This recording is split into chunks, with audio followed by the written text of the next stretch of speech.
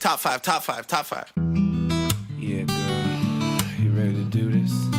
You ready to count this thing down? We're doing the top five, her. Yeah, let's set it off with 1, 2, 3, 4.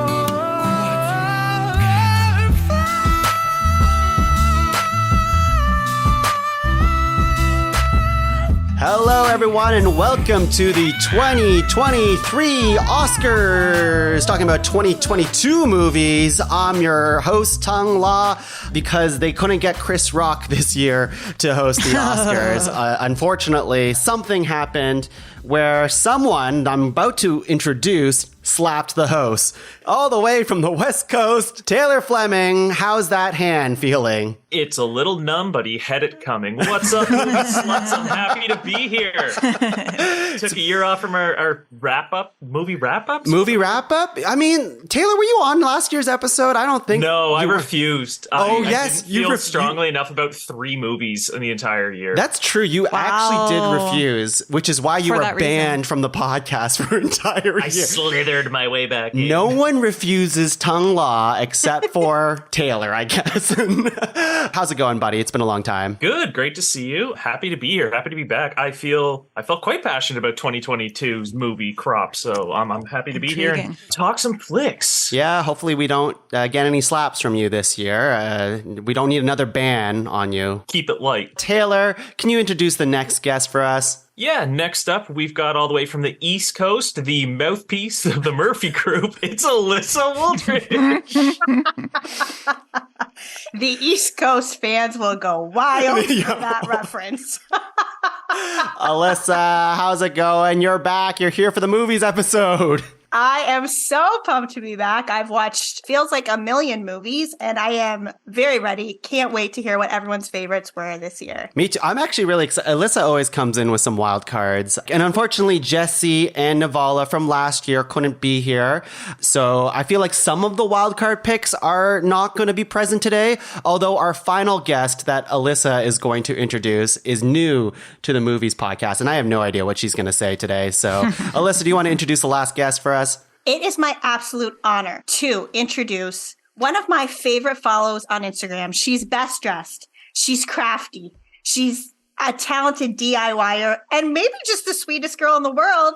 It's Laura. Get out of town. Hi, everyone. It's me fulfilling one of my vows to Tuong. That's right. In our wedding vows, I said I would be his emergency podcast guest. And she was. And as you heard, I am not the first choice, nor the second choice, nor the third choice. Yeah, I was like, okay, what's Jesse doing? What's Navala doing? What's this person doing? What are 7 other people doing? I'm running out of people. Oh, Lord, do you want to be on the podcast? And you know what? She took it to heart because honestly, ever since I asked her, she has been on a nonstop movie tear. I've done nothing the last 2 weeks. Haven't walked our dogs. Haven't made any food. I can vouch for that. Haven't cleaned. It's all been time. All worth it. Yeah. Yeah. It would be like I'm staring at Laura and she is just, cooking and on the iPad watching a movie. She'd be on the toilet. Yeah. Which I don't know. I just assume came from she's on the there, toilet. actually. I don't watch her be on the toilet watching movies, but I assume that's where she's coming from. Constantly watching movies. I mean, like, Laura, how many movies do you think you watched in the last 3 days? Approximately, the last 3 days, not many. Oh, okay. But the last 2 weeks? Yeah. 30.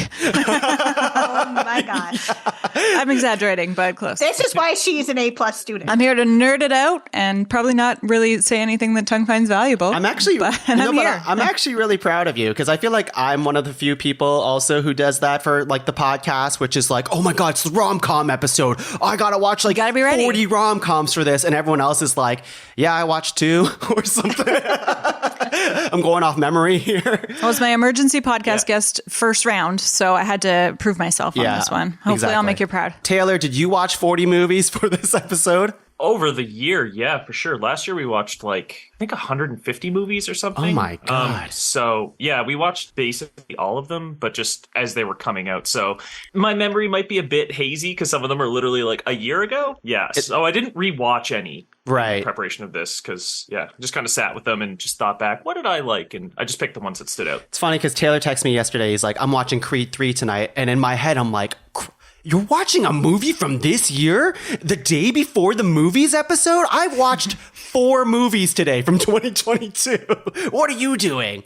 I kept doing the watched opposite. 3. I kept watching like old movies, and I was like, Alyssa, you need to get your head ready. Stop Focus. watching Days of Thunder. It's not relevant.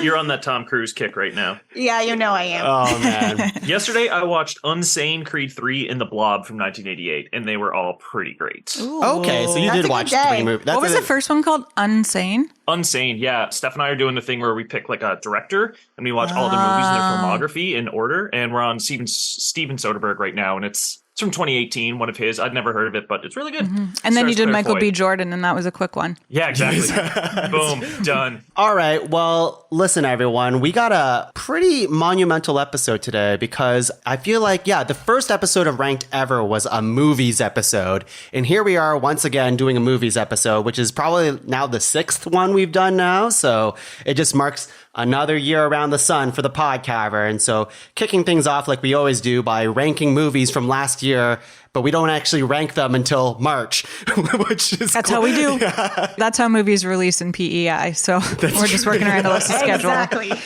Yeah. Alyssa just told me that their theater isn't even operational anymore. So Oh it's yeah, good. we heard this too. That's a rough go. Yeah, have they got a Since GoFundMe November. we can plug? Look, or, they have in PEI, they have a rough theater movie experience, and now we know a rough dating scene as well. Yeah, it is real rough. If anyone's interested to hear, you just slide into my DMs and I will tell you them all. But don't they say two wrongs make a right? I'm waiting for the movie about the PEI dating scene. I think it's going to work, Alyssa. Do you know what? Twist, Stay tuned. they were cousins all along. I'm from PEI. I can say that. I had to leave. Guys, I don't know if this is an appropriate time to say this, but the last guy I saw, I literally found out that we have the same great-grandmother. Oh no! This is I love that. Shelbyville, Thanks. Shelbyville energy over here. Okay, so for our top 5 movies of 2022 here at the Podcavern Oscars, what are our ground rules? I think they're pretty easy. They had to have obviously come out in 2022. Is there any other ground rules that we usually go through in these movie episodes? I just got to clarify that one. Yeah. Because I got a movie on my list that if you look it up on, I don't know why I have this accent all of a sudden.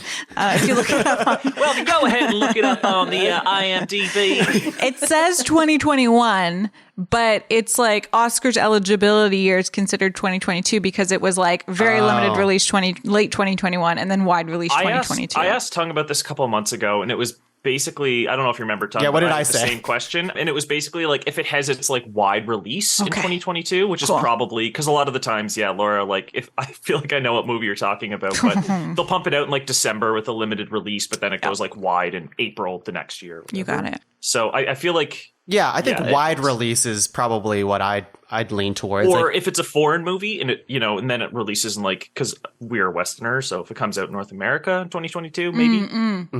Cool. Yeah, Works yeah. for me. And I'll- this can be short film, it can be doc, it can be feature, anything. We're talking the whole wide world of films, correct? movies. yeah. So I'm Movies. I'm not sure if a short. Well, does a short film doesn't? I don't know. If you nominate a has short film film, in the good name. luck. I guess. Just like every episode of Ranked, we're going to go around 3 times, nominating 3 nominations each, making a master list of 12, and whittling that down to a top 5 movies of 2022 list. Here at the Podcavern Academy, my first nomination here is not a surprise to anyone. I feel like it's not a surprise to the entire world. I feel like this movie has gotten all the buzz since it's come out. And let's just start with the obvious. The Parasite of 2022, the Spider-Verse of 2022.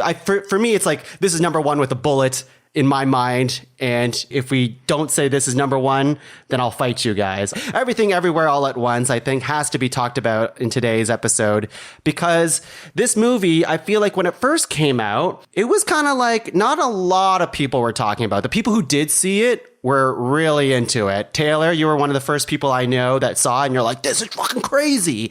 And I had to go like to a theater almost an hour away to see it. Yeah. And oh my gosh. It was smaller. It was smaller at the time, right? Like obviously ever since everybody has heard of this movie by now, especially during the award circuit, where like the actors and actresses, Michelle Yeoh, Ke Huy Quan, and like the entire cast has been given lots of well-deserved praise, I should say. And to be honest with you, when I first saw the movie, I was definitely blown away. I was like, this movie fucking rules. And then as time went on, I was like, am I thinking it rules, or is it just now that the hype has now caught up with it?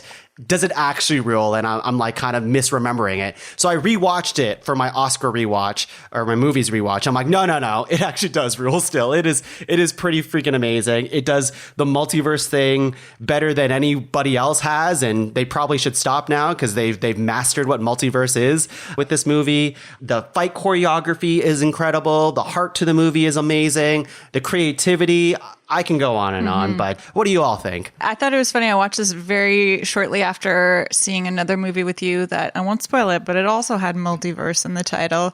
And No one's talking about that one today. just remember going, wow, this is how a multiverse is done. You know, googly eyes, rocks, sparkles, everything bagels. That rock scene, they cover it all. Incredible. Yeah. So good. Yeah, I absolutely loved it. And like, Tuong, you know, we're both big comic book guys. Surprise to anyone listening. Nerds. But I am sick to death of the multiverse, everything multiverse. I'm just like, please just give it a rest because it seems like it's coming from everywhere. And then this movie came out and I was like, ignore everything I just said about the multiverse and how I don't want to see anything about it again. Because this movie, yeah, Tuong, I think you said unique or fresh. It came at it from a new perspective that I'd never seen. And I don't know, it was cool because it spanned literally the entirety of the multiverse, but it still felt very contained. Yeah. Which I thought was a really cool way to do it. Well, it's because in that movie, I guess not really spoilers, that when they jump to another multiverse, they only show like a snippet of it, right? Like it's like, yeah, you see just I don't know, a minute of it. And then it like ties into the main Michelle Yeoh character, you know, because she's gaining those abilities as she's jumping from multiverse to multiverse. Very cool thing. Because I don't think it's about worlds building in the way that so many other multiverse movies are. It's about like these characters' existence in those worlds. So it's still very driven by the narrative as opposed to like playing into, oh, what new environment are we in now? Like even when they've got hot dog fingers, which is so funny. Of course an amazing addition. It's really still just about like you're more interested in their relationships in the space than you are about like what's going on in the physical world around them. Especially with that one too, because that one's like, that's a joke, right? Hot dog fingers, but they keep going back to it. And then it's like very tender by the end of it. And you're like, that's and that's the one crazy. where Evelyn and is it Deirdre who are in a relationship, right? Yeah, exactly. Spoilers. I just remember watching that movie and through the whole thing, I was just like, how did this get made? Like, it's so imaginative. Like,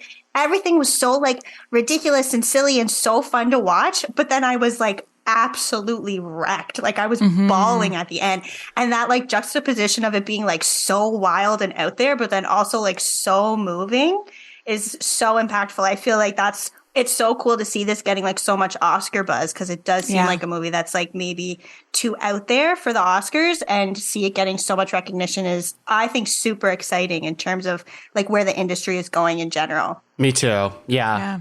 I have so much more to say, but I'll save it for, we all love this movie. We're going to gush about it some more. So let's move on. Taylor, what do you have? First nomination. All right, my first nomination. Well, it's a movie about a couple of friends. A couple of, you know, we've seen them before. They're kind of, you could say, like an iconic duo. We've seen them on screen. We love them together. But when this movie starts, their friendship kind of starts to fall apart, and they're not as close as they once were. And I don't know if they're going to get back together or not. I'm, of course, talking about Chip and Dale. No, I'm talking about the Banshees of Inisherin. I'm kidding. Oh my God.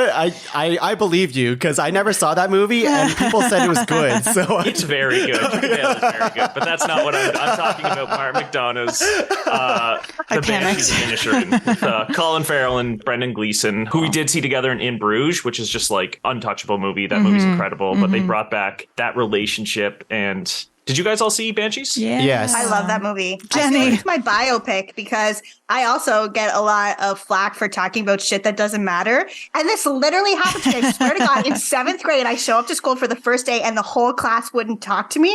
So I just feel like me and Colin Farrell at each other. You get it. To be fair, Alyssa, you're too dull. You're not even saying anything, You Alyssa. used to be nice, but maybe you never were. Oh, that's such a heartbreaking line. Nice. It's a heartbreaking movie. It's like a black comedic tragedy. Sure. Mark McDonough, he's like an Irish playwright, and this takes place on the fictitious Isle of Inisherin at the tail end of the Irish Civil War, like the 1920s. It's just a super small personal movie. It's very intimate. It's just about a couple of friends who one of them decides he doesn't want to be friends anymore. And it's just, how many people live in the town? Like 80 tops. Yeah. So it's everybody's just on their case about it. And Colin Farrell plays Podrick, and he's just absolutely gutted by it. And so he keeps trying to rekindle the friendship. And Brendan Gleeson's Colm does not want it. And what does he start doing if Colin Farrell keeps talking to him, Tongue? Spoilers. I should say spoilers. Yeah, we should have said that off the top. And we'll try not to spoil too much of these movies, but obviously you should go watch these. So spoilers, he starts cutting off his fingers and sending it to him. He's a fiddler as well, we should note. Which is he's insane. a folk music player. Yeah, that's an insane thing to do, because if your one passion is to want to do more music and you start cutting off your fingers, like, God damn it. Yeah. And bless Colin Farrell's heart. He just can't help himself but talk to his best friend. And he's like, if you talk to me, I'm going to cut off another finger. And he just can't stop. And it's heartbreaking. It's so funny, but like, your heart just, and they're not the only ones. Barry Keoghan, his character, what was his name? Dominic, the young fella in the town. But yeah, there's one scene in particular with Carrie Condon, who plays Siobhan, Colin Farrell's sister. And yeah, like them standing by the lake and he's talking to her, shooting his shot. And oh my God, like my heart just in a vice. He's so good in this movie. Everybody is. And Jenny the Donkey. Incredible. Yeah, it's Jenny the Donkey. So good. Shout out. Should they have an Oscar category for best, like, animal acting? You want to revisit my Dunstan Checks In campaign? Well, in theory, why shouldn't Jenny the Donkey be considered for supporting actor or actress category? It's a good question. Like, right? I feel like she was doing the most. The dog and the artist. I feel like this. Is that the dog from Frasier? I think it was the same dog. The same breed, maybe. What about the dog from Dog? The Channing Tatum movie? Guys, you know what? I like that movie, and I cried 2 minutes in. Let's move on. Alyssa, what do you have? First nomination. Okay, so anyone who's talked to me in the past year knows that I'm obsessed with this movie. I've been known to say, if you don't like this movie, I don't like you. Nice. It also has become a date question that I ask. Well, first of all, have you seen it? If they haven't, okay, bye. And if you don't even give them the option to watch it after. It's like, no, it's done. It's done. I'm like, I'm sorry. But if you have not seen Top Gun Maverick, you're not for me. You're not for me. You are not for me. I'm obsessed with this movie. I just feel like when I was in the theater, it was like the most exhilarated I had felt in a theater in ages. And it kicked off the year of Tom Cruise for me, which I watched, I think, like 22 Tom Cruise movies last year. Oh my God. Nice. I know. But I just thought it was a perfect movie from beginning to end. It was a great companion piece with the first, when the movie first opens and you have the Top Gun theme song playing right away. Yeah. I was fired up. And I think it's a good standalone piece, but it's a nice companion piece. And Miles Teller is amazing. I thought the cast was great. And it was also just, it's funny.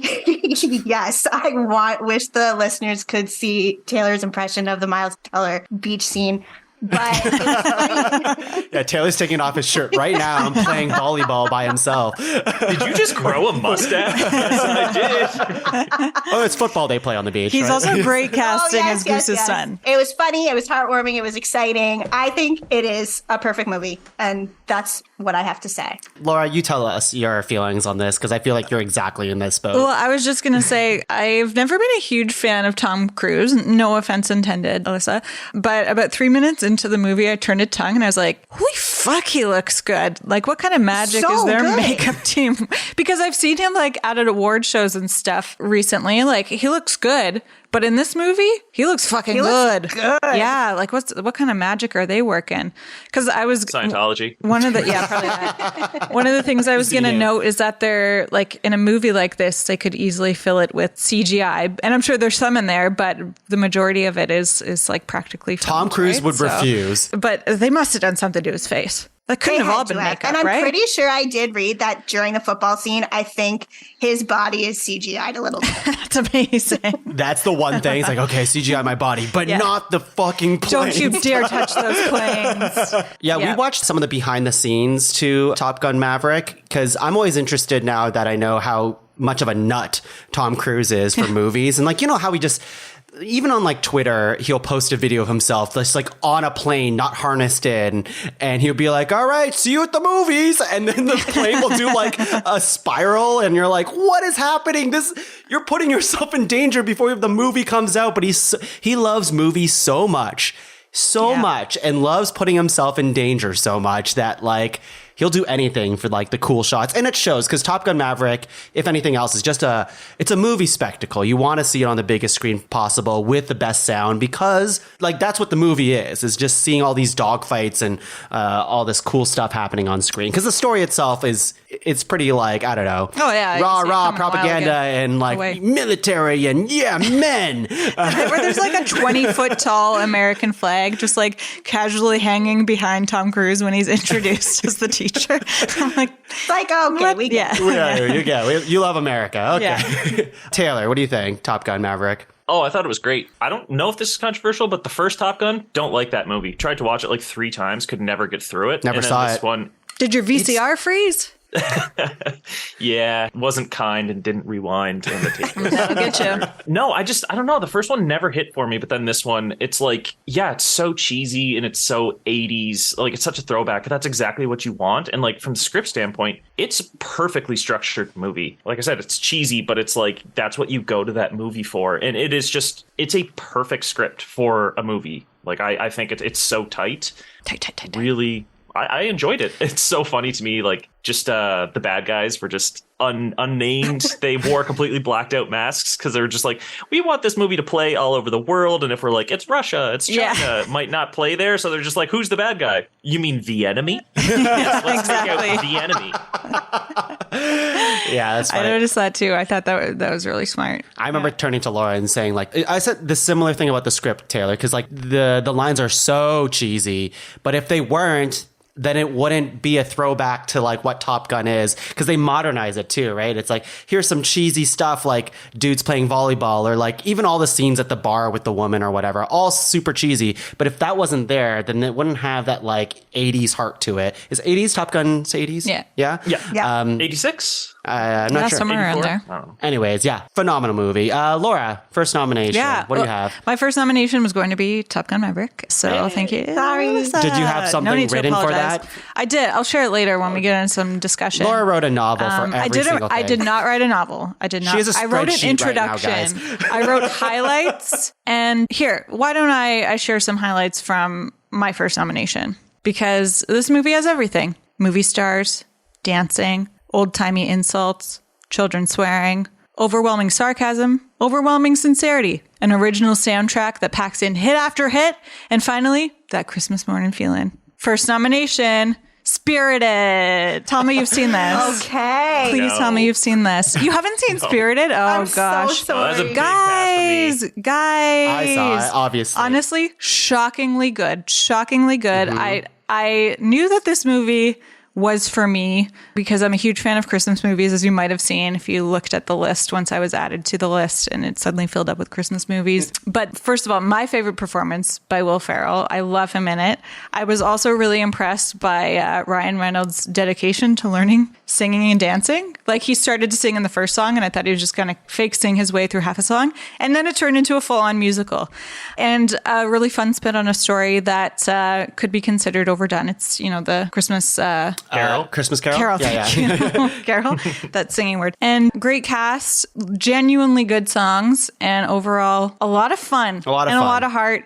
I was devastated that the song Good Afternoon wasn't nominated for an Oscar after making the short list, and Hugh Jackman made a Twitter plug for it and everything, but I think it was a good one. It was, yeah. I was not... Is Hugh Jackman in the movie? No. He's not, but he just loves to... He's friends with Ryan Reynolds. Best friends, almost. Some would say. Yeah, I'm not surprised Taylor didn't watch this anti-musical. Alyssa, I'm surprised you didn't watch this. I know. I'm not like a big Christmas movie person. Yeah, that's fair. Yeah, so it's a bit of, but I do feel like I saw enough TikTok clips of it that I feel like I've seen at least half of the movie. Sure, yeah. So I remember watching the trailer to this and being like, I don't know, guys. I'm not sure. And also, I didn't know it was a musical. No, they don't tell you. From the trailers, had no idea. I was just like, okay, Christmas Carol again. Or they're really tongue-in-cheek in the trailer about like it being Christmas Carol, but with a spin. But honestly, it's probably the best version of Christmas Carol I've ever seen. And I think it's selling it short because like the creativity that they put in this movie, the music, everything about it. It's a perfect Christmas movie, I would say. And yeah, it's a ton of fun. Ton of fun. Yeah, I think we watched it 3 times over the holidays and I can't wait for next December. Yeah, the soundtrack was on her. Again. Yeah, we watched it a lot. Wow. Yeah. I was just going to ask, do you feel like it's now a permanent part of your Christmas rotation? At the very least, the soundtrack is, because the soundtrack slaps. Yeah, I was singing this morning. I woke up saying, "It's a Christmas morning feeling."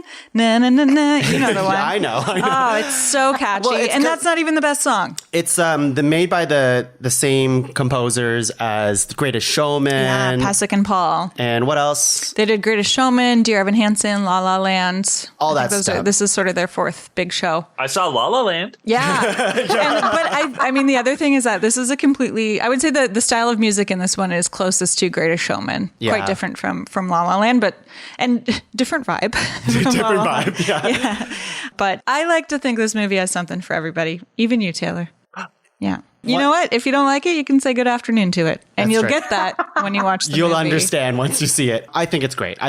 Next Christmas, Taylor, put on your watch list. Let's go into round 2. We're going into round 2, everyone. Right before this podcast started, I forgot that I always make a top 10 list, so I scrambled one together. Luckily, my number 2 was not taken yet, so I'm going to go ahead and throw in this movie that I watched right at the 11th hour yesterday. Do you know what I'm going to say, Laura? At the 11th hour yesterday? I know what you were watching at the 11th hour. That's the expression, right? I was watching The Unbearable Weight, or what is it? The Nick Cage movie. Unbearable Weight of Massive Talent. That's not what I'm talking about. You can't name it in case someone else nominates it. I don't even think it's on our master list. The movie that I'm talking about is one that was starred on the Sheets list here. We had made a group Google Sheets list as like, here's all the movies we saw, star ones that are kind of interesting to you so that we can watch it. And I forgot about that. Laura did a lot of It's full work of Christmas movies now, Taylor. Yeah. And that's what you were talking Yeah, about. yeah, Okay, yeah, I was like, one of you what guys list? starred this. I'm going to assume it's Taylor, but it could be Alyssa. It's one of you two. Don't presume to know us, sir. Yeah, I'm talking about a movie that touched me feeling-wise. After Sun. I love that movie. Yeah. I did not expect anything from this because Laura's like, I'm going to rent this. You want to watch it together? I'm like, I don't know if I have time. I'm going to do watch these other movies instead. But we rented it and I was like, wow, we got to get our monies. We got to get $6 worth of this. So I watched it the day after. And Only $3 each. Yeah, that's right. And I fucking loved it. Yeah, it was I beautiful. loved it. I feel like this movie is about a 30-year-old something father with his daughter on vacation. And you just spend the entire movie at it's at a resort, and it's all about this relationship with this daughter and the father. And I don't want to get too much into it because it gets much deeper about that. Like the father is separated from the mother, and he is going through what you think is depression, and I'll leave it at that. But what this movie did to me was it made me really think about, I don't know, my own life, about the future, about what it is to have a father, a parental figure, and look back on them. And I thought it was a very touching and moving story, albeit very depressing as well. But there's moments of each, right? So I think it plays a really good, delicate balance of fun, and the daughter in the movie is, I don't even know her name, is incredible. Sophie. I thought. No, the actress's name. Oh, I think it's Frankie. Frankie something? Yeah, I thought she was incredible. And is the lead actor nominated for something this year? Yeah, Paul Mescal is nominated for Best Actor. Oh, so nice. He should have It was gotten nominated amazing. for running around New York in those little shorts. Unless I know Yes. you saw those photos. You know I did. I didn't you see know it this was my one. phone background for minimum a week. Girl. He looked good. I thought it was a very touching story and very, I don't know, thoughtful. Alyssa, what do you think? You saw this movie? Yeah, I loved that movie so much. I love when a movie makes me think of a particular song for like the rest of my life. And again, like no spoilers, but the movie Under Pressure in this movie has such a heartbreaking moment. I feel like that song will forever be connected with that movie. And I love that. And I loved Paul Mescal's performance. Like I feel like he's going to be one of the biggest actors, I hope, because I love him. And yeah, and it's also I'm pretty sure Charlotte Wells' first movie. Yeah. Oh, wow. Which is wild because it was just beautiful to watch. It was a great script.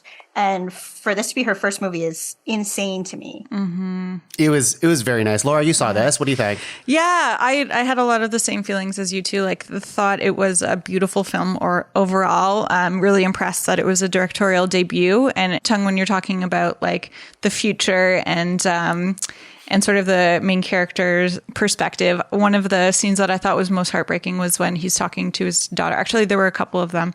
Spoilers? Well, I guess it's hard to talk about this movie Yeah, without that's why I was spoiling trying the not ending. to, yeah. So, but as Tuong mentioned, like this character has depression and, or they sort of allude to that fact. And he's talking to his daughter and I think she's wondering about the future or something. And he says, well, the nice thing is you have lots of time. And at that point, you're kind of like, oh, I don't think he has a lot of time. And so they sort of allude to that. But then there are moments of hope too, where he says to his daughter, like, you know, you can talk to me about anything as you get older. Like you can talk to me about boys, about drugs, about drinking, whatever. I want you to always feel comfortable. I've done all of that and it's okay as long as you do it safely and that sort of thing. And you're like, okay, like maybe he's going to stick around for her. And you just sort of get a sense of even the books that he has or on his nightstand are very sort of like, he's really working on things kind of thing. So it goes back and forth between that darkness and that hope and really it's beautiful. It's a very beautiful relationship. It's one of those movies that like you don't need a lot of action. You don't need a lot of like crazy, fantastical stuff. This is just like a true relationship that can happen in the real world. And that was really touching to see. So let's go on to Taylor, second nomination. All right. For my second pick, I'm going to go with a movie that I like to think of as Joker for people who listen to NPR. There's the stain of Staten Island, the sex pest of the Berlin Philharmonic, Tar. Yes, freaking Tar. This is what I thought Tuong was going to This was the real 11th hour movie I was watching last night. Oh my gosh. I freaking loved Joker Tar. I thought it was really good. I was blown away. I didn't really know what it was about going in, but it was a Todd Field movie, his first one in I think 15 years. His last one was like Little Children in 2006. Oh wow. Also starring Blanchett. Yeah, I guess I should say this movie stars Kate Blanchett as the aforementioned Lydia Tarr. It's incredible. She's a composer, conductor for a huge symphony. She's over in Germany doing her thing. But as the movie goes on, you just see she basically gets accused of sexual assault, sexual harassment, grooming, all that. And then she's kind of repeating herself and she's fighting these allegations the whole time. But like, yeah, as the movie goes on, you're just like, she just devolving. It's kind of like watching whatever his name was in Daniel Day-Lewis in There Will Be Blood. Just one of those, like someone who's performing at the top of... That was it. That guy really went downhill. That stovepipe hat would have been hot in those deserts, but you do you, buddy. Yeah, it's just kind of someone who's performing at the top of their game, their respective field, but they can't help themselves. They're their own biggest enemy, and they're just undoing all this hard work. And like, she's trying really hard to like quiet down these rumors, like get rid of the evidence, and like, she's an absolute piece of shit. And Kate Blanchett does such an amazing job with the character. Even at the beginning of the movie, it starts with her in an NPR interview.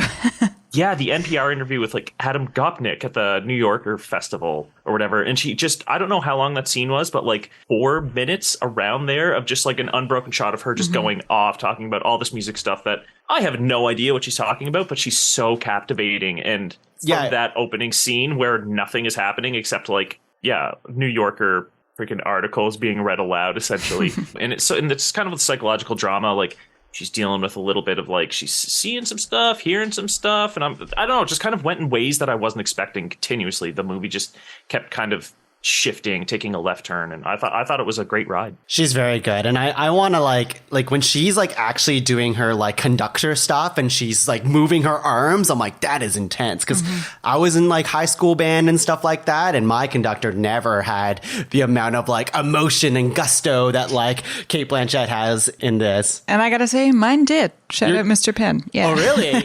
So intense. He was intense. Because the way she talks about it is like, I am the keeper of time. And I'm like, oh my God, I guess so. Sure. Alyssa, did you see this? Yeah, I love this movie. I think this is a movie where like the performance really made the movie for me. Like she has to be so sincere in like how she just thinks everything she does is the most important thing in the world. And I think another actor could have taken that too far and it could have made it like, I don't know, almost like not a comedy, but they could have just taken it too far where you're like, okay, this is a joke. And she's just so good at like being sincere. You really believe that she believes she is like saving the world with her music. And just so captivating to watch. I am a big believer that no movie should be 3 hours long, but I could have watched her for a full day. I was like, keep this coming. She's incredible. And she's such a bad person. And for you to be like that locked in and be like, you do you, Linda. Yes. Yes. You turn the movie off and you're like, am I a bad person? Cate Blanchett, she's an incredible actress. She must know like a zillion languages because I've seen her in so many different things and she like, I was like, she knows Elvish for God's sake.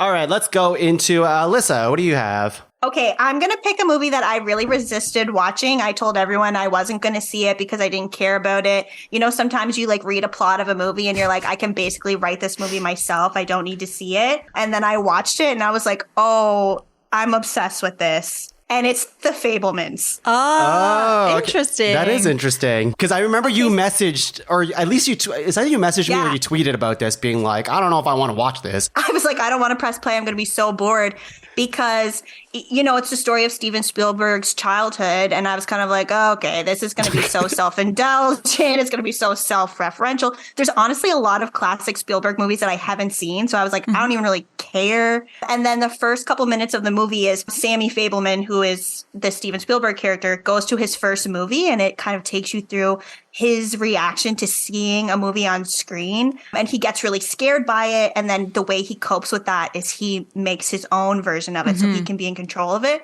And the movie goes on to show you kind of how he becomes the filmmaker he is today. And then also talks about the family drama he was experiencing and how that also kind of bled into his work. And I just thought it was such a fun watch. Like it was so full of joy. I think it's like kind of insane that he gave us so much access into his life. And when you think about how this movie has, you know, impacted culture in general, like what a generous thing for him to tell us kind of the deepest, darkest secrets of his life. Michelle Williams is so good. Paul Dano is so good. And the last shot of this movie, I don't know if people think it's cheesy or what. It gave me chills. I was like, this is the best thing I've ever seen. Which one's the last shot again? Because I've seen a lot of shots of the Fabelmans, but Where are we at with the spoilers on this one? Yeah. I haven't seen it yet. Yeah. Oh, it's the only movie I haven't seen yet that I want to. I'll look it up. I'll look it up. I think this is general enough to say there's a scene where he gets some advice from a director and you know that it's going to come up later in the film. And then it does. Okay. Yeah. I'd have to and look it's it just up like a perfect nod to the audience. Yeah. He's kind of like breaking the fourth wall a little bit. And it just like, it was like, that is pure movie magic. And that I think it was both those things. It was cheesy and it was perfect. And I was so here for it. I was like tears streaming down my face. I loved this movie. And I think I will probably like continue to watch it again and again, which is a sign of a good movie to me. Taylor, you didn't watch this one? No, because Spielberg's on our director's watch through list. So we're going to watch his entire filmography and then get to that one. So I really wanted to see this one, but I've just been kind of avoiding anything about it. I know Seth Rogen cucks Paul Dano in the movie. That's all I know. But so I haven't seen it yet, but it's one that I feel like had I seen, I would probably be nominating as well, just from everything I've heard. Paul Dano is really incredible in this, and he got shafted at the Oscars this year. But Judd Hirsch, such a sweetheart. Uncle Boris was nominated. Oh, it is. From this one, I didn't know that. Okay, okay. Who plays Uncle Boris? Judd Hirsch. Judd Hirsch, yes. Is it Laura, your turn? I guess it's my turn. Yeah. Okay. You go off, girl. Yeah, you do it.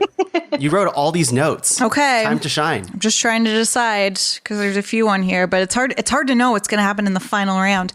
Okay, I'm going to go with another movie that has everything. That move where you put your leg around someone's neck while jumping and then flip them over and end them. Dancing, spears, a dramatic plot twist that reveals an unexpected connection between characters. For my second nomination, The Woman King. Okay. Dun, dun, dun, dun. Yes. Great film. Can't believe that this was shut out of the Oscars this year. I am not a huge fan of action movies in general. So funny that Top Gun an action movie? It's a sky action movie. That's a different category. It's a subgenre. Yeah. These are two of my favorite movies of the year. I loved the casting was freaking amazing. Obviously, Viola Davis, you're my king, my woman king. And I messed it up, damn it. Tuso Mbedu as Nawi, Lashana Lynch as Azogi, so good in this movie. Sheila Atim. Oh, and I love the casting choice of John Boyega as King Gezo. 10 out of 10. Gina Prince Blythewood was the director of this, written by Dana Stevens. Yeah, overall, the movement, the dancing, the choreography, the costumes and production design, loved it all. Those are some highlights for me. Anybody else? Seems like everyone's seen this one. I saw this in theaters. I loved it. Oh, nice. I wish I would have seen it in theaters because I liked it, but it took me 9 hours to watch. I don't know if my attention span was just broken, but I literally watched it in so many sittings, and I'm like, I wish I would have had that experience. Were you watching it 0.3 times? Because you can change that. Taylor, yeah, you saw this as well. So you liked it? Yeah, I thought it was terrific. Alyssa and I, were we just talking about this like yesterday? Yeah. Yeah. You didn't save it for the You didn't cast? save it for the cast? Guys. What? No, Alyssa and I are just talked like, I just watched this movie. It was great. Be like, cool, I'll go watch that movie, which is a great way to watch movies, guys. Yeah, we put it back. It is. That's what the Google Sheet was for. Anonymity. But what I was saying about it too to Alyssa is just that this and Maverick, like Top Gun, I feel like are just classic action movies. Like this, to me, your classic sword and sandals action, but it reminded me of like Spartacus, of Braveheart, of Gladiator, a lot of that style of like epic sweeping action drama movies that we don't really get a lot of anymore. It's got like, huge action set pieces, great characters, kind of loosely based on historical things, even though, they're taking liberties with it. But then like you just sprinkle in the love story that doesn't need to be there. But I'm like, yeah, that's kind of what I want from one of these movies. And I thought it was a blast. It's not distracting in any way. Yeah. At first I was like, I don't know, because they started like pivoting away from Viola Davis's character to this love story and this other character, the other main lead, I would say. And I was like, oh, but I want to see more like Viola Davis like kicking ass, But that other story, like they don't, it is a love story, but they don't go full on with it, I think. Like they don't, like it doesn't end in cheesy. They definitely go full on at one point. I guess so. But I mean, like, I feel like it could have been like happily ever after for these two characters and whatever. But they kind of like bring it back to like the woman king. And I mean, first of all, her arms, I just have to like bring up like how fucking crazy fit she is in this movie. Freaking Davis. It's insane. It was wild. Yeah. You're like, you better not put me in a headlock. Better not. Let me just put my head a little closer to that. So badass. So badass. She's so good. And yeah, Lashana Lynch, incredible. Yeah. She was so funny. She was the perfect like supporting character. Yeah. She was fierce, but like bringing the levity and like the softness to what was the name of the younger girl who like to me felt like the main character. Yeah. Nawi? Yeah. I think Viola Davis's character was actually more of a supporting one. Yeah. But nobody puts Viola Davis in a corner. That's true. You can try, but I wouldn't want to. With those arms, no, thank you. All right, The Woman King. Yes, I also really enjoyed this one too. Let's go on to round 3, the final round. You nominating The Woman King actually takes one off my list. You're welcome. Because I don't want to name too many action movies per se, because then they're in like an action movie headlock. Now I'm headlocks in my head. All right, let's bring in an animated movie. Ooh. To top things off. Now, animated movies this year, I guess I didn't really see too much until like the last stretch here. Because I saw them all. Well, I was just thinking like Disney usually has a chokehold on all the animated movies. Dude, you got to get everything. And they really strong arm me. We're in Pixar now. They're just paying us so well. Yeah, the arms on the animated movies are insane. No, but like Disney this year, I gotta say they fucked it up. They really did not bring it this year. And I mean, you could say differently about Pixar maybe, and I won't get into that. Their marketing teams didn't bring it either. Yeah, it was interesting, especially for like every year a Disney movie is nominated for an Oscar, pretty much. but not this year. So it was a cool thing to see this, like, oh, let's explore these other studios that may not get as much love, like DreamWorks, for example. But seriously, I'm going to talk about the DreamWorks movie because Puss in Boots: The Last Wish was awesome. It's pretty close between this and another movie for animated movies of this year, I would say, followed by a little bit behind a third movie, which maybe I'll say in my honorable mentions. But Puss in Boots, we just watched for my birthday just a few days ago, and I was saving it because I've been seeing so much buzz around this movie on Twitter, my friends who have seen it, and how different it is from like any other freaking Shrek movie there is, you know? I'm going to equate it to Shrek movie because it's part of the Shrekiverse. The Shrekiverse. The swamp, sorry. Yeah, that's right. And like, I never saw the other Puss in Boots movie because there was one a long time ago, I guess, at this point. Was Justin Timberlake in one? 2011, I think. Maybe. He was in Shrek 4 or 3. Shrek Forever After. Oh, he was like a prince or something, wasn't he? Yeah. Okay. Listen, yeah. I watched all the Shrek movies at one point. Shrek 1, awesome. Shrek 2, incredible. Shrek 3, blah. Shrek the musical. Shrek the musical was good. Shrek 4 was... I don't even remember Shrek 3 and 4. I watched the Christmas special. Shrek the Halls. This is too much. It was just like, Shrek was done. We were all done with Shrek. And then Puss in Boots, I never wanted to go to it. And then hearing there was another Puss in Boots movie, I had zero interest. But then people started seeing it and they started posting about it. And then all my friends are like, wait a second, this Puss in Boots movie is something. It might be something.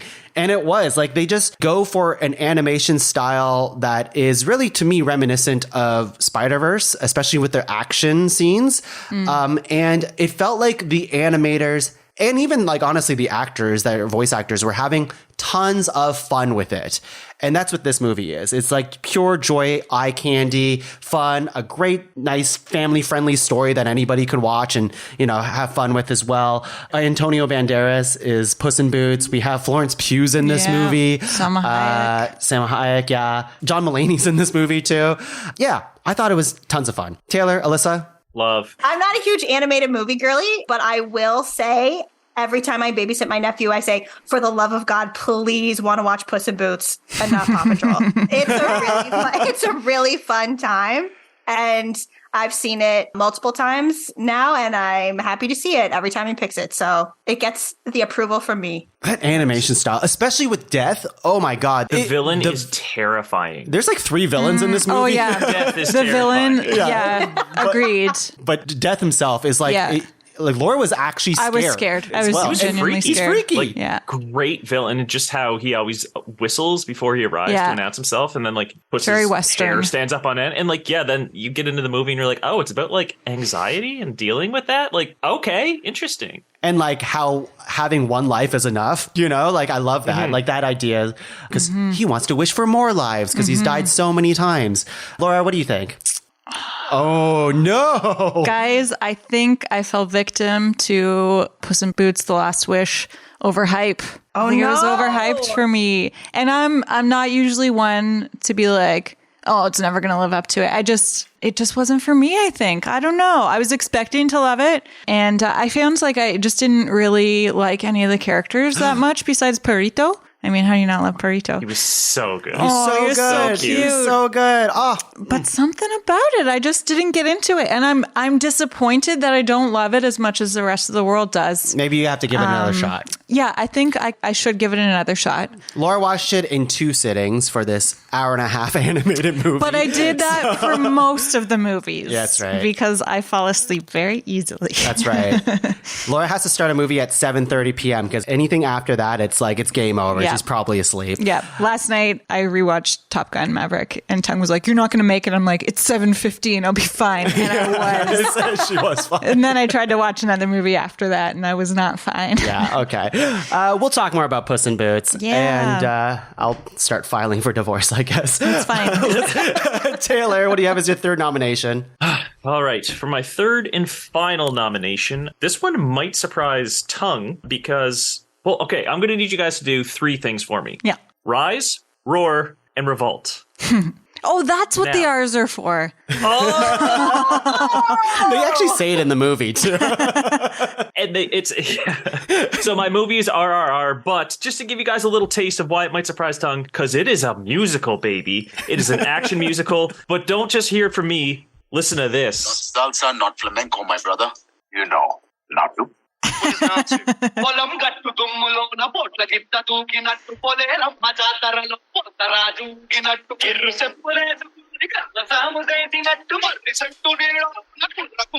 Listeners, your 2023 Best Original Song winner.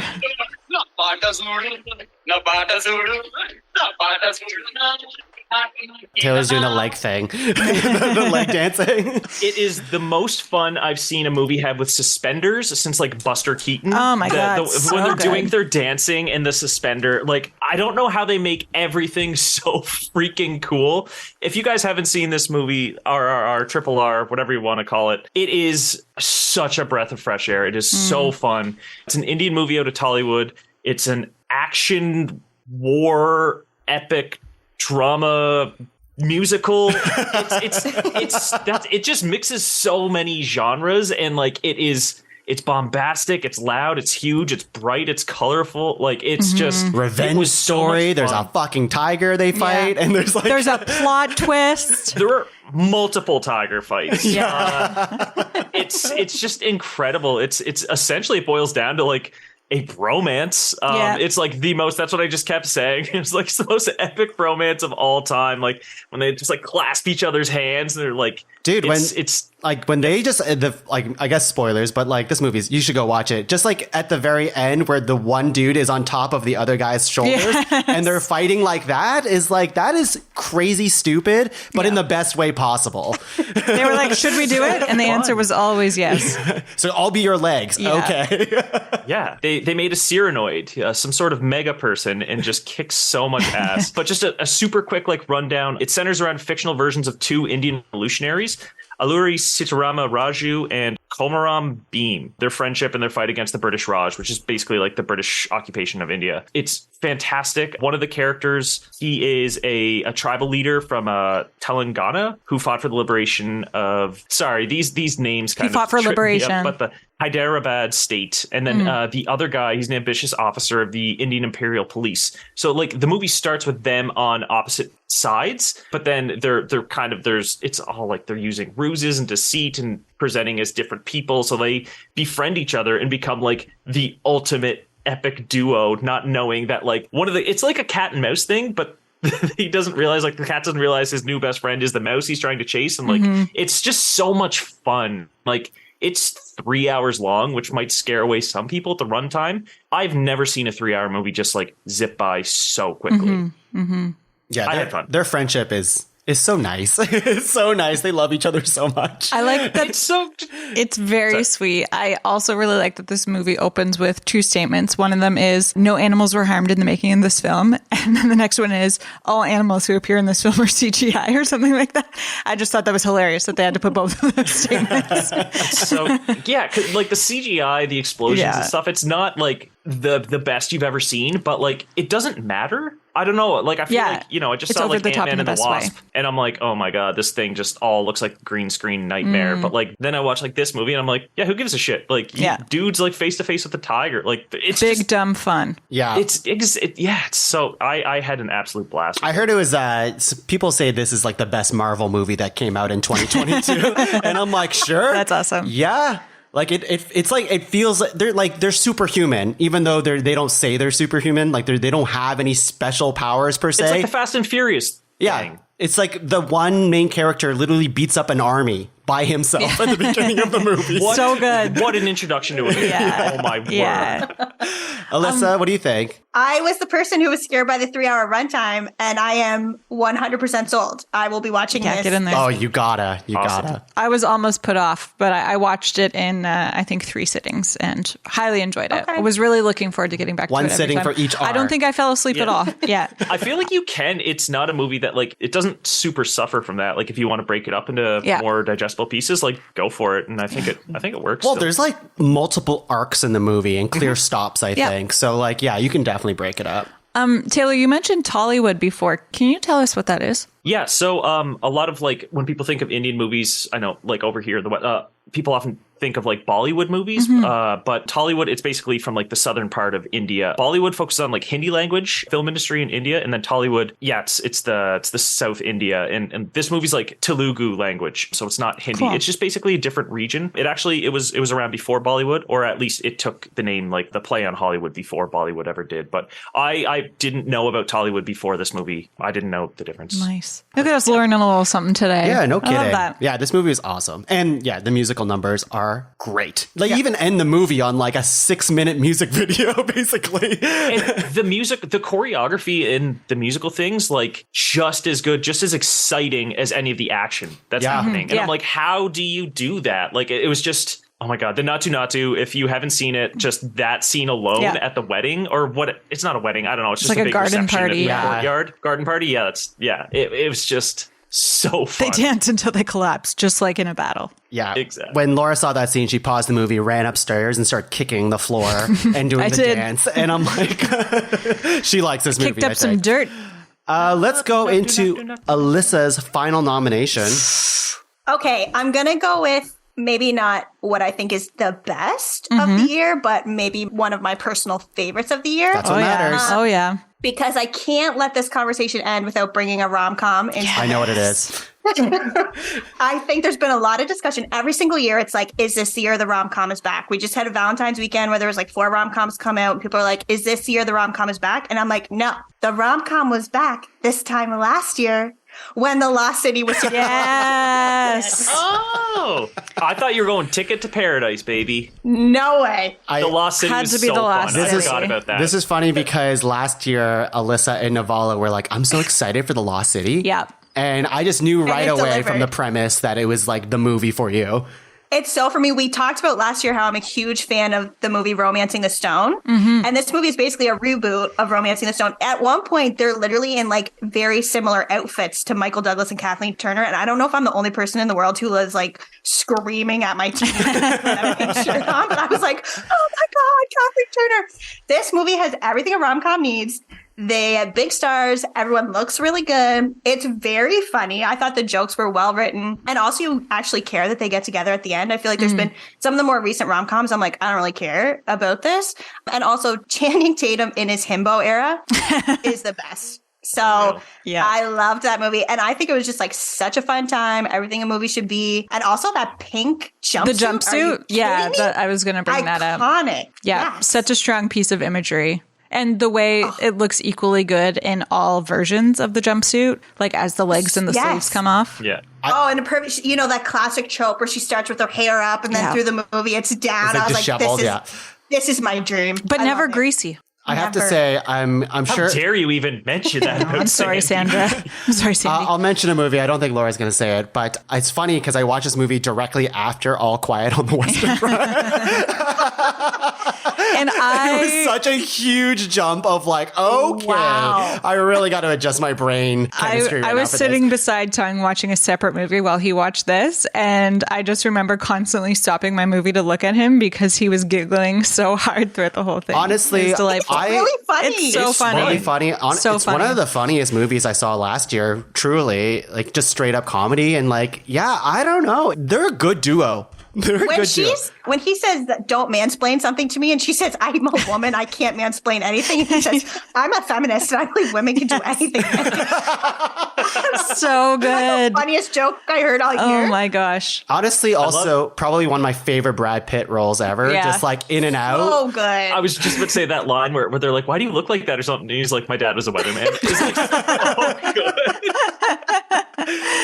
Oh boy. Oh, also, I've seen it like Danny 4 Radcliffe. times. Daniel Radcliffe. Gotta give it up for Danny. The guy just makes He's always taking weird little roles. the best and I love him choices so much. Yeah, so good. Glad you brought this up, Alyssa. I was waiting for. I thought you were going to nominate it in the last round when you were thought so too. describing your movie. It has a special place in my heart for sure. Deservedly so. I think it's incredible. And it's also an in and out movie too. Like it's like an hour and a half, hour 40 minutes maybe. Like it's quick. It knows what it's doing. Fun times. Laura? Yeah, it's my turn. This movie has everything. Googly eyes, tennis balls, a chase scene, motion sickness, familial love, social media commentary, sunbeams, Leslie Stahl, my friends, my favorite movie of 2022, Marcel the Shell with Shoes On. Oh, This is your favorite movie of the year. Wow. I think I was watching this in bed while you were playing video games or something. Sounds And about I don't right. know if you knew this, but I was sobbing quietly to myself while I watched it. That's nothing. Because I didn't want to disturb your video 'cause games. You always cry every night before you go to sleep. This time for a specific reason. I just thought this movie was so beautiful, so touching, so fun. Immediately after finishing, I wanted to watch it again. The voice work of Jenny Slate as Marcel is like the cutest thing I've heard in years. Her comedic timing, as well as the comedic timing of the editing of this movie, I thought was so great. And also just so beautiful to, again, spoilers, but this sort of reunification story. And I never watched any of the short films of Marcel, but I think there were a few of them. So this was Jenny Slate and her ex-husband Dean Fleischer Camp, who's also appears in the film. They made a series of shorts, and now this is like a full-length feature, although they're no longer together, but I think it's so great that they're still choosing to make films together. Really interesting is they were together when they started the movie. They were, and, yeah. Yeah, and it's just kind of cool how like the movie's dealing with like loss and stuff, but like how they still have a good enough relationship that they can like do this, like do it, and like, you know, it's a really beautiful movie. And I would like kind of love reflective. the behind the scenes featurette of that dynamic. For sure. And especially interesting given that, like, so the one, like, documentarian in the movie whose name is Dean has just split up with someone. And then the house that Marcel lives in was, I think, occupied by two people who split up. So it's kind of interesting to have that given what we know about their relationship in real life as well. But so it's nominated for Best Animated Feature. I mostly just watched this because it was an Oscar nominee, not because I'd really heard anything about it. And then I was like, oh my God, this movie is outstanding. Lots of Absolutely feelings in loved this it. movie, for sure. It's very poignant, I would very say. poignant. Yeah, that was the other movie that was like toe-to-toe animated Puss in Boots and Marcel. So weird I was to me. surprised Yeah. it's considered an animated Me movie. too. That's what I was Yeah, like. I it's looked so it weird up. Yeah. That movie's an Because, like- animated movie, but Avatar is not. Like, So, but I think like Planet of the Apes, like that's not an animated movie, but like almost all the characters. but they could be, but they choose not to be entered as animated movies. So basically, I looked up the rules, and you have to be able to prove that at least 75% of the scenes have animation in them. So it's not like 75% of the content of the film is animated, but 75% of scenes have animation in them, however small. So yeah, especially comparing this to Avatar, I think is Avatar could easily have been considered in that category, but James Cameron would never. it sort of goes to that stereotype that what's his name, that other Bob from Disney said, like, oh, animated films are for children, which is so not true. Bob Iger. No, No, Bob I- Iger's the good Oh, one. He's other the Bob. good one. Yeah, bad Bob. Bad Bob. The other Bob. Other Bob. But yes, I absolutely love this movie. I will watch it again. I'm sure I'll cry again. I was going to say, do you remember the moment that made you cry? I was wondering too. Yes, I wrote down a line. Do you want me to read it now, or do you want me to read? Okay. It's really smudged, but I'll try. It might make me cry again. So actually, it wasn't this line. It was the bit where the grandmother walks into the light, into the sunbeam. That bit got me for good. And then, like, I think everything from there until the end of the movie, basically being reunited with his family. But the one line that I wrote down was, so Marcel is saying, like, after Connie had passed away and he's talking to Dean, he says, have you ever done that before? Like, when there's a party in your house, sometimes it's easiest to rest when you go off by yourself and you can still hear the noise of the party and you feel safe knowing that so many people are around and you can have a rest. Oh, it's so sad. It's so sad. So I'll read it now and I'll talk about it later. Yeah. It is a beautiful little I think movie. gorgeous film. Loved it. Something I noticed with our list is that it's a lot of action and then a lot of like quiet personal like dramas, character studies, which is very like the opposite ends of the spectrum. Yeah, The Lost City. And in the middle, we have Spirited in the Lost City. Yeah. Those quiet moments where she's taking off leeches off Channing Tatum. It's an action movie. Yeah, it's true.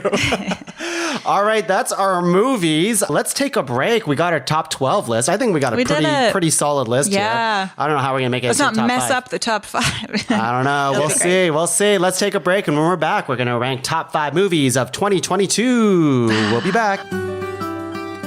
Hey, what's going on? We are Pull the Plug Podcast with myself, Mrs. Godzilla. And me, Justin G. Myself, Justin Briner. And me, Sarah M. Pull the Plug Podcast, it's a place where music fans, pop culture nerds, and people who love dick jokes come together each week. A place of worship, if you will. Check us out at ptppodcast.com for all your dick needs.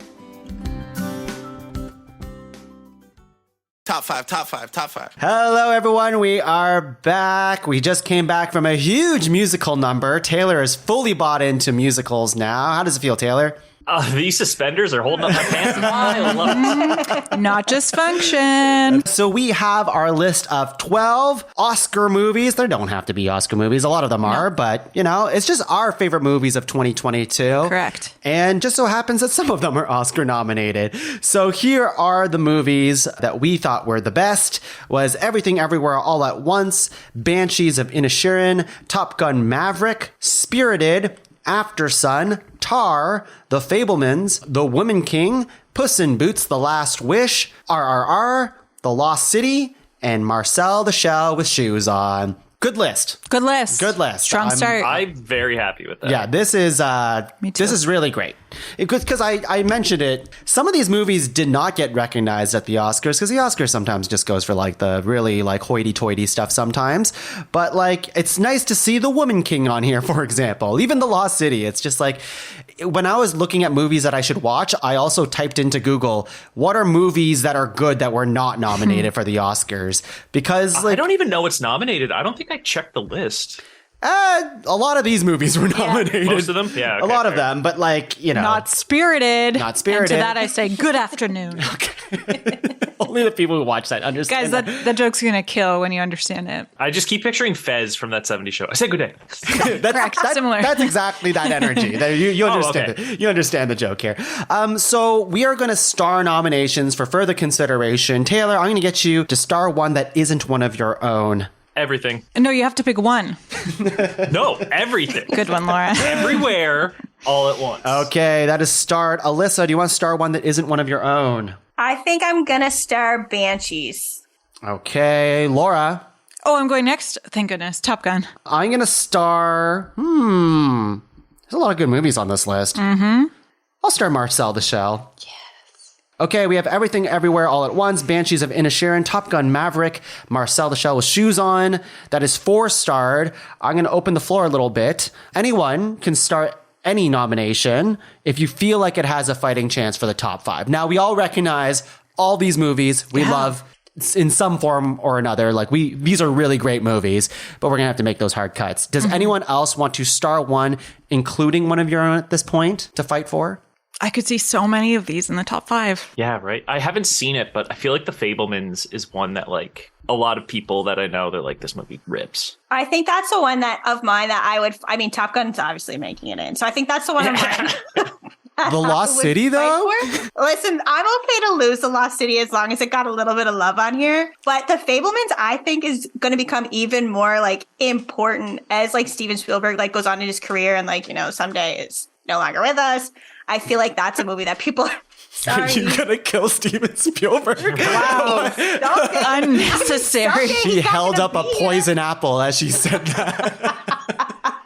But I think that's a movie. I just picture Alyssa walking behind Spielberg with holding a hammer. What the hell, Alyssa? Your time has come, sir. For legal but I reasons, think that's a this is movie that joke. like people will continue to go back to. I think it's going to become like even more beloved and important as time goes on. Fair enough. So if Fabelman's a start, anything else that people want to fight for on this list? To me, the two that jump out, maybe 3, are After Sun, Lost City, and Woman King. But I don't feel as strongly about any of those as I do as some that are already starred. I really love After Sun. I think that's a beautiful movie. I would love to see, I mean, as always, I'd love to see variety where we like hit like, you know, movies that have lots of good action in it, movies that have a lot of good heart or a good message in it or something in between. So or like a crazy conductor. Or crazy. I was going to say After Sun or Tar would be the next for me. Yeah, I could see, I lean After Sun between the two, but we can certainly talk about any of the other ones. Let's start After Sun for now. I think there's an argument for it. Let's see, the ones that aren't starred, let me just read them really quick here. Puss in Boots: The Last Wish, Tar, but we can star it. Tar and RRR. That's what. Tar. It's crazy how Kate Blanchett starts fighting people with a tiger at some point. The Lost City and Spirited and The Woman King. Yeah, I really like all these movies. Like the ones that stand out to me out of these ones is RRR and Puss in Boots. It's Tar for me. It's Tar for you? I'll fight for. Okay, I'll start Tar. Tar. I think Tar has a lot of longevity too. Laura, is there anything else that you want to see on this? I would love to see Lost City in the top 5 just to have a rom-com on there. But I also kind of feel like maybe having it in the top 12 is a strong enough showing for the Lost City. It's that purple jumpsuit. It's so good. It's like the green dress from Atonement. It's so good. It is fun. Yeah. But I mean, I don't think we have to star it. Yeah, it actually kind of makes me sad. I know like it's in tough competition, but it just kind of makes me sad because I'm like, I could totally see it in the top 5 with this crew because we have Alyssa and Laura in this room, for God's sake. Well, we can star it. We can star it. Let's not rule it out. All right. Why not? But sounds like Spirited we can probably drop. Yeah. Woman King. Spirited. Puss in Boots. Nice. Wow, that's pretty good. The Woman King, I really enjoyed The Woman King, but yeah, I don't think it's, I mean, I feel happy that it's on the top 12. The other one that honestly that I could see an argument for is RRR. I feel like that movie kind of came out of nowhere. This whole idea of Tollywood movies, I also didn't know, even till like I viewed it as a Bollywood movie because that's kind of what I thought it was. But it's so, I always love when a movie makes it here into like Western society and be like, look what we can do on this other side of the world, and it equally rocks, you know? So to have that movie come out and just make waves the way it did is like super impressive to me. So anyways, that's the argument for it, but I mean, I don't know how far it gets. Yeah. And then Puss in Boots and like Marcel, I really like Puss in Boots, but I can agree that Marcel the Shell has more, let's say, heart to it. Like it has like a message that I always like resonate with in a movie. If it's like a combo between like good animation and something that makes me feel something, makes me think about the world a little bit, that's a cool combo. I'm not going to say that Puss in Boots necessarily made me think about the world or anything like that, but it certainly was really cool to look at. Yeah, I feel like one thing with Puss in Boots I thought was cool is, you just don't really see a lot of heroes like that having like full on anxiety attacks, which is totally really cool to see. And yeah, I think it does push animation forward. We talk about this in Disney Dummies all the time, the other Pod Cavern hit show, or one of many, and like how Disney itself has hit like kind of an animation funk, if you will, of how they animate stuff. Everything's very samey. You go to like Strange Worlds and any of these other movies, right, that they have, it's like, oh, it's a different world, but it all looks the same. Whereas Puss in Boots, taking place in this like beloved franchise, Shrek, like you could have easily seen a world where they just did that again, right? But they chose not to. They just decided to do like much more interesting animation in the action scenes. They started doing 2D stuff. I think it's just really imaginative. Some people might argue Puss in Boots takes place in the Spider-Verse. Okay. I guess so. Some might say. All right. So here are the ones that are starred. Everything Everywhere All at Once, After Sun, Banshees of Inisherin, Tar, Top Gun Maverick, The Fablemans, The Lost City, Marcel the Shell with Shoes On. So that's 1, 2, 3, 4, 5, 6, 7, 8. We need to turn that into 5. So I'm going to say that list one more time, and we're going to do locks. So how it works is that we all say if it's a lock or not.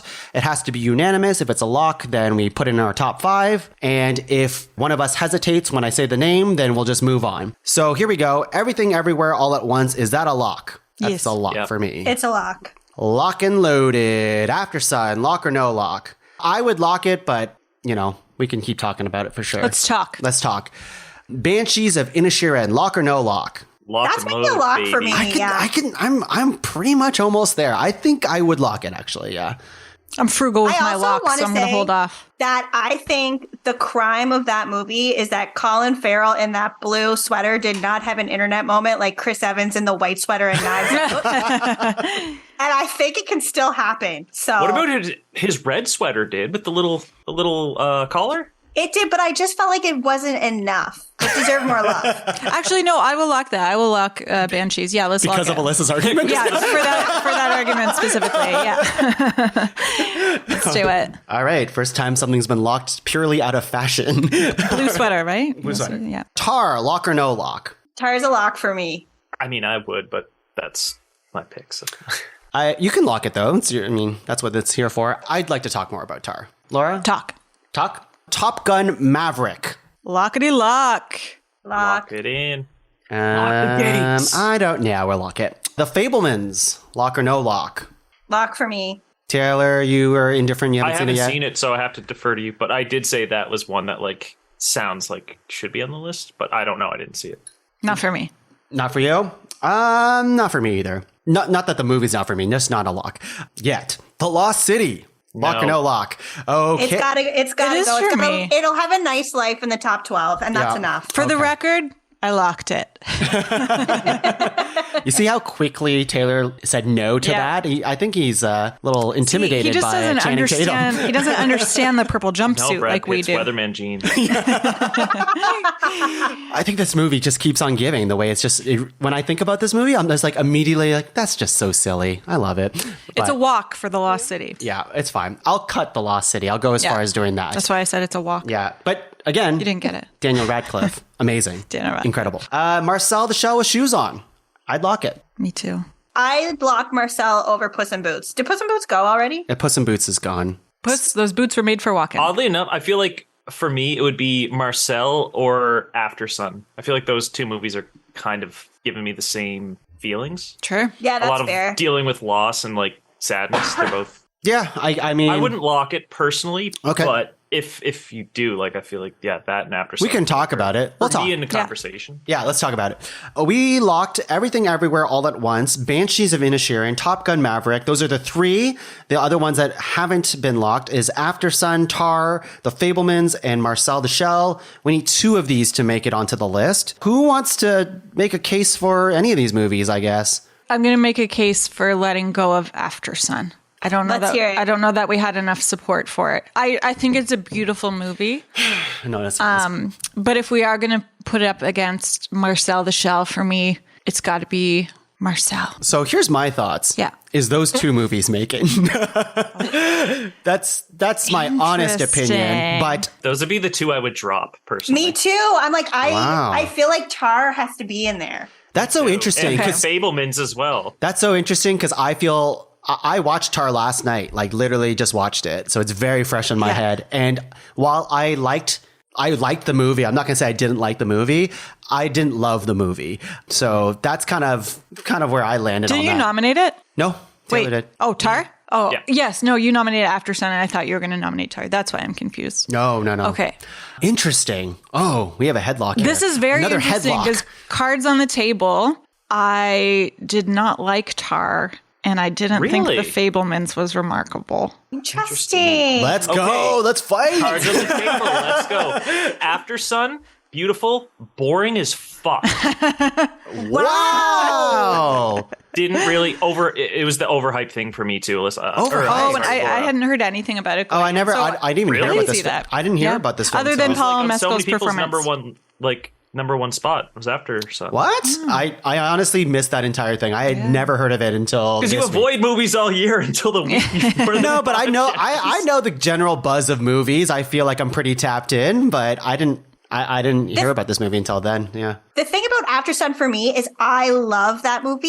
I don't know if I'm ever going to watch it again. Mm-hmm. So I'm if I'm thinking about movies that I think are the best, I'm I don't know. It's kind of I enjoyed my experience with it. I don't know if I'm really going to revisit it. For me, it feels like it would be a really good double header with 8th Grade for a super depressing night. Mm-hmm. And I loved 8th Grade so much. After Sun just didn't land for me. I mean, amazing performances, but I thought it was I was checking my watch. Okay. Fair. That's a fair point. And it's not that long.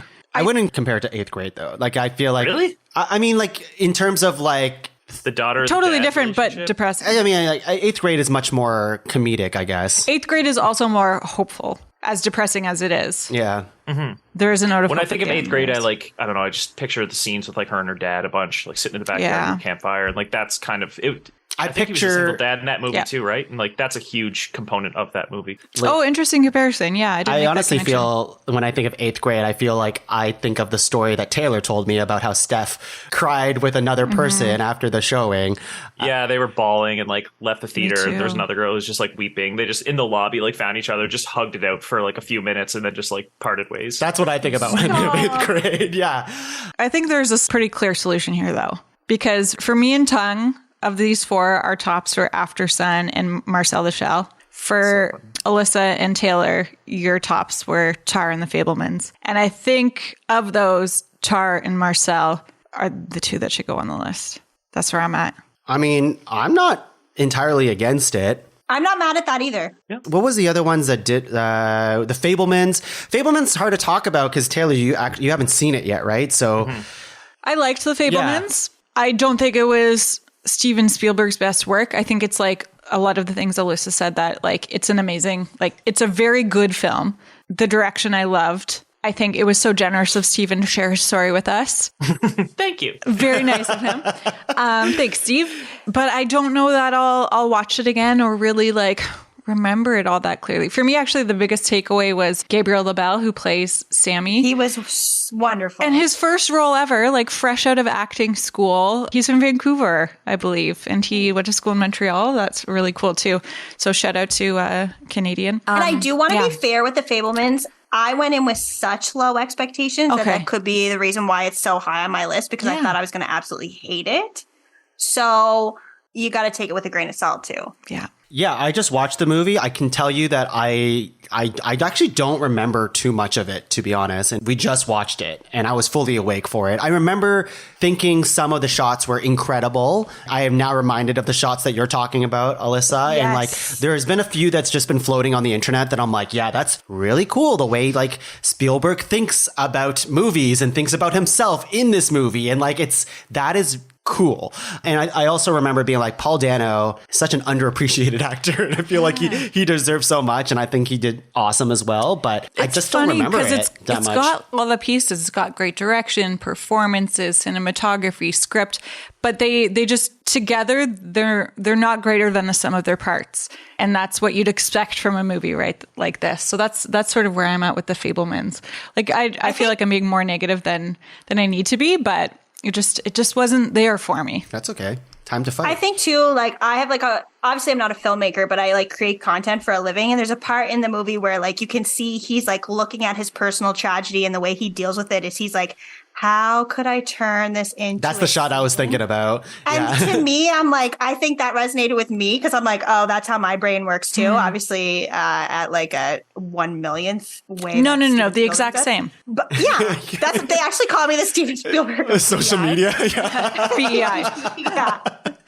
So also I think that it's very personal to me too. And I'm okay with being like, you know what? Happy to have this live in the top 12 as well, and okay for it to leave the top 5. Cool. Let's do that. Yeah, I think what Laura's suggestion was good, but I do want to talk about the ones that we are cutting. Like, After Sun, I must have misheard, Taylor, because I didn't think you saw it. No, it was boring. Didn't Wow. I think it was so good. But I mean, I'm often sometimes bored by slower paced movies, but I didn't think it was that slow. I didn't say it was slow. I said it was boring. I think boring and great don't have to be mutually exclusive. That's true. Yeah. I just looked up my Letterboxd review, and it's now been 30 minutes after the movie's ended and I'm still crying. So I guess my official review is After Sun fucked me up. Yeah. Any final thoughts on After Sun, Laura, before we let it go? Moving and a beautiful debut. I think that movie should just walk right into the ocean. So you actually like, wow. No, I don't hate it. Yeah. I just didn't like it. Just didn't click with us at all. It just like it was way too overhyped for me. And then I saw it and I was like, that's it. Maybe that's like, coming from like our perspective here. Like, again, it wasn't even on the radar. So it reminds me of actually a lot like Coda in the wake of like, just like, just in the way that it was a movie I never heard about, and then I watched it, and having the zero expectation going into it made me like it. I'm not sure how I would feel if like people were talking about this all year and then I watched it, then I would have like a bar to compare it to. But I went in like completely blind of whatever this story was. And then that story just turned out to be a very personal story about a father and daughter, and all of like talking about depression and talking about like memories of your loved ones, and this like very quiet kind of movie that deals a lot with relationships with one another. And I thought, to me, it was very beautiful. But yeah, we can cut it if Tar is more on. I'd like to find us a happy medium, I think. Yeah. How did After Sun end? Remember him like walking through an airport? Did he kill himself? It's implied. Yeah, spoilers Okay, yeah, is like so. it's implied. Yeah, I guess I was dancing around, but we've already spoiled some movies already. It's like a year old. It's fine. Yeah. Yeah, it's implied that he killed himself, and like you see the daughter as she's older and she's looking back on memories, this like video cam recording of their life or that vacation that they had together. And then like there's a lot of strobe lighting effects. So like a really creative choice of like her memory of her father is starting to get really like hazy and stuff like that. And really the only thing that she has like to hold on to right now, thinking about this last vacation that they had together, was this like videotape recording that they did together. And it was like really fun and light when it was happening. But yeah, it's a cool like look into like, I mean, I guess it hits home because he's only a 30-year-old something guy. Right. Mm-hmm. And so we're at that age now where like life is kind of hard. It only gets more hard and more difficult to navigate it, especially if you relate to like his life, where it definitely didn't go the way he thought it was going to go. And he's alone. And really all he has is his daughter. It's depressing. Right. And he didn't. At least she's good at pool. Yep. She's good at pool, and she's good at that one video game that's like a motorcycle video game. Oh, right, with the kid. With the kid. Yeah, I thought it was, that was really sweet. I don't dislike the movie. I was just playing devil's advocate. It just didn't hit for me. Yeah, no, it's good. We were putting our cards on the table. Yeah, it's fine. Right? Yeah. And that one was a flush. Hey, let's start shit talking Tar a bit. No, I'm kidding. Hey, if you want Linda coming after the podcast. So the way she ran in that one scene when she was suited up. Oh my God, she was scary. I didn't say anything about Tar before when it first came up, but I did briefly mention my feelings a few minutes ago. And it was, I didn't like this movie. I thought it was an excellent movie, and yet I didn't like it. That's kind of, I respect it. It's not for me. And I 100% understand that. Yeah. And I think even... But she's awful, and it's kind of like hard to watch. And like, so there might be specific reasons for this, but even like Cate Blanchett's performance, I didn't love. Oh. And where you're kind of saying like, it's a lot without being too much. I kind of felt like it was too much, but that might also come from... That's a polite way to say you're wrong. Yeah, exactly. So here's the perspective, and I'm trying not to like let this impact me, but I'm sure it's impacting me, is that I have so much love for Michelle Yeoh, and I want her to win all the awards so badly that I might have gone in with the perspective of like, I bet it's not better than Michelle Yeoh's performance. Honestly, I have like a similar thing as like, I want Michelle Yeoh to win. And then literally like 2 days ago, because I didn't know the Oscars, I like looked up the actors and I saw her there and I was like, oh shit, she was really good in Tar. So I was like, that's the only one that's like got me a little nervous. It's like, just take a back seat to this one, Kate. Like, and funny enough, like it was actually that opening scene in the New Yorker interview that you're talking about, Taylor, where that was my well, of course it was my first impression because it's the first scene of the movie, but that's the one scene where I was like, I don't find her that believable. But then as the movie went on, I was like, yeah, she's pretty good in this. But that one opening scene was like put me off of it a little bit, but she grew on me as we went. I guess that Linda. Yeah, it was when I started watching it, and I didn't know anything except that she was like a conductor. I was immediately I went blind. Yeah, I had no idea. I just saw the poster of her like conducting stuff, so I was like, "Is this like a Whiplash situation?" I thought the movie was about trains. Her. I love trains. I would agree with Laura. I think it's an excellently made film, which just didn't resonate too hard with me. But I do recognize that Cate Blanchett did a really good job with it.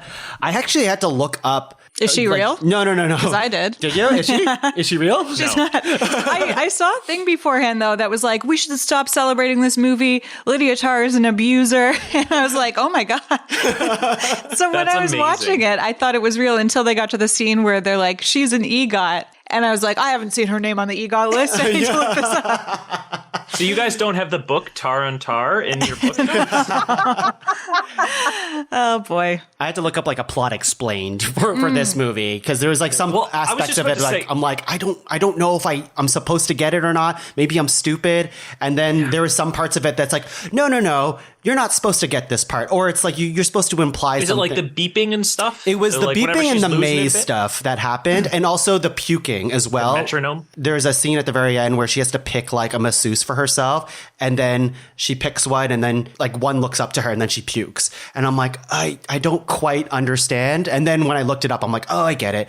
But it was like for my head, I didn't make that connection right away. So I thought the performance was great, but I also thought the story was like top notch. Like I said, it kind of like it was deep and it was twisty and turny a little bit, and it just I thought it was great. I thought it was wicked. Yeah. I love this movie, so I'm having a hard time like coming up with an argument as to why. Wait, I think we have our 5. We have our 5. We just want to talk about. We're going to talk about this anyways, right? So yeah. Oh, perfect. Yeah. And again, like this movie, if I watch a movie at home, if I don't check my phone once, I'm like, wow, I guess that's the best movie I've ever seen. And my attention was held the entire time. That's so interesting. I checked my phone multiple times during this movie. Wow. Yeah, it was like a 2-hour, 40-something minute movie. To be fair, though, I could like equate to some of the phone checking to like how many movies we've watched in the last week, Laura, and stuff like that. And to watch another 3-hour film, it definitely dawns on you and takes its toll on you. So, and this was the last of the films that I was watching too, right? The last thing I'll say is that I was building outfits in my head that were inspired by Lydia Tarr's outfits in the movie. So, is this a pro to the movie? Is this a? I guess it's like a small, but I mean, like that's a little bit like saying I build outfits based on like Harvey Weinstein or something like which you do. I don't know what that says about me. All right. It was really like aesthetically pleasing to watch too. I found it like really visually beautiful. It was very like German architecture. Yeah, it felt very Scandinavian to me. I don't know why. Probably because of all of the orchestra halls with their like light wood and stuff. The last thing I'll say about Tar, even though we have our 5 here, is that something about just white people explaining music to me is like just puts me off a little bit. No, Tuong, you just don't get the music. Just it's because like a lot of them are. I mean, of course they are because they're like privileged people, especially in this like higher echelon of this is the symphony, this is the orchestra of this. But like her talking to like her mentor, and then these other people that are just like older white men explaining Mozart and Beethoven and all some of this stuff. I don't know. It just came off that just whole scene snobby. At the beginning when she like calls down her student. Yeah. Or, like that thing. And it's like they're supposed to be unbearable. For sure. It just came out even more to me. They're so pretentious. So pretentious about it. And I was just like, I can't. Stink. Like, you just can't tell her anything that she doesn't want to hear. And I think that was probably a point of the movie as well. And like depicting her in a negative light is also showing like how incredibly white this culture, community, or whatever you want to call it is. And once you know the end, when you watch it again, it's kind of funny because when you know kind of where she ends up and then you see like just like how seriously she takes herself, the second watch does make it a funnier watch. Let's do our 5 here. So we have Tar, Banshees of Inisherin, Everything Everywhere All at Once, Top Gun Maverick, and Marcel the Shell with Shoes On. I think it's a good list though. Yeah. Solid. What is number 5? Marcel. Tar. Agreed. Tar. I knew this was going to happen. Rock, paper, scissors? I think Tar is just a better movie. Like, I agree. That's so funny. I think Marcel the Shell is a far superior movie than Tar. Yeah. How do we split the difference? I'm willing to do rock, paper, scissors. This is tough. Do we agree that Marcel and Tar would be 5 and 4? Like those are the 5 and 4? Yeah, we locked the other 3 immediately. Yeah, okay. Okay. And once we get to 3 to 1, it's going to be quick. I feel like those are going to be easy too, yeah. That's so funny. Maybe we talked about Tar. We haven't talked about Marcel. Yeah, let's talk about Marcel. I just think for me, Marcel, I lean towards the movies that give me a little bit of hope as well. Like it has a little bit positive message, and it was like, I don't know. It's just like a little cute thing that I wasn't expecting. So it kind of came out of nowhere for me. So for movies with positivity at the end, that's why I lean towards Marcel, where like Tar made me feel like, yeah, she was a piece of shit. Like, that's kind of, you know. I agree in the sense it's like it's a little cute thing. That's why I feel like it's like number 5 for me. I'm like, I'm happy it's here, but like I think Tar was a better movie. Just like the direction, the writing, the acting, top to bottom. But I want to give Marcel points for being, I think, the more creative movie. It didn't feel like anything I'd seen before.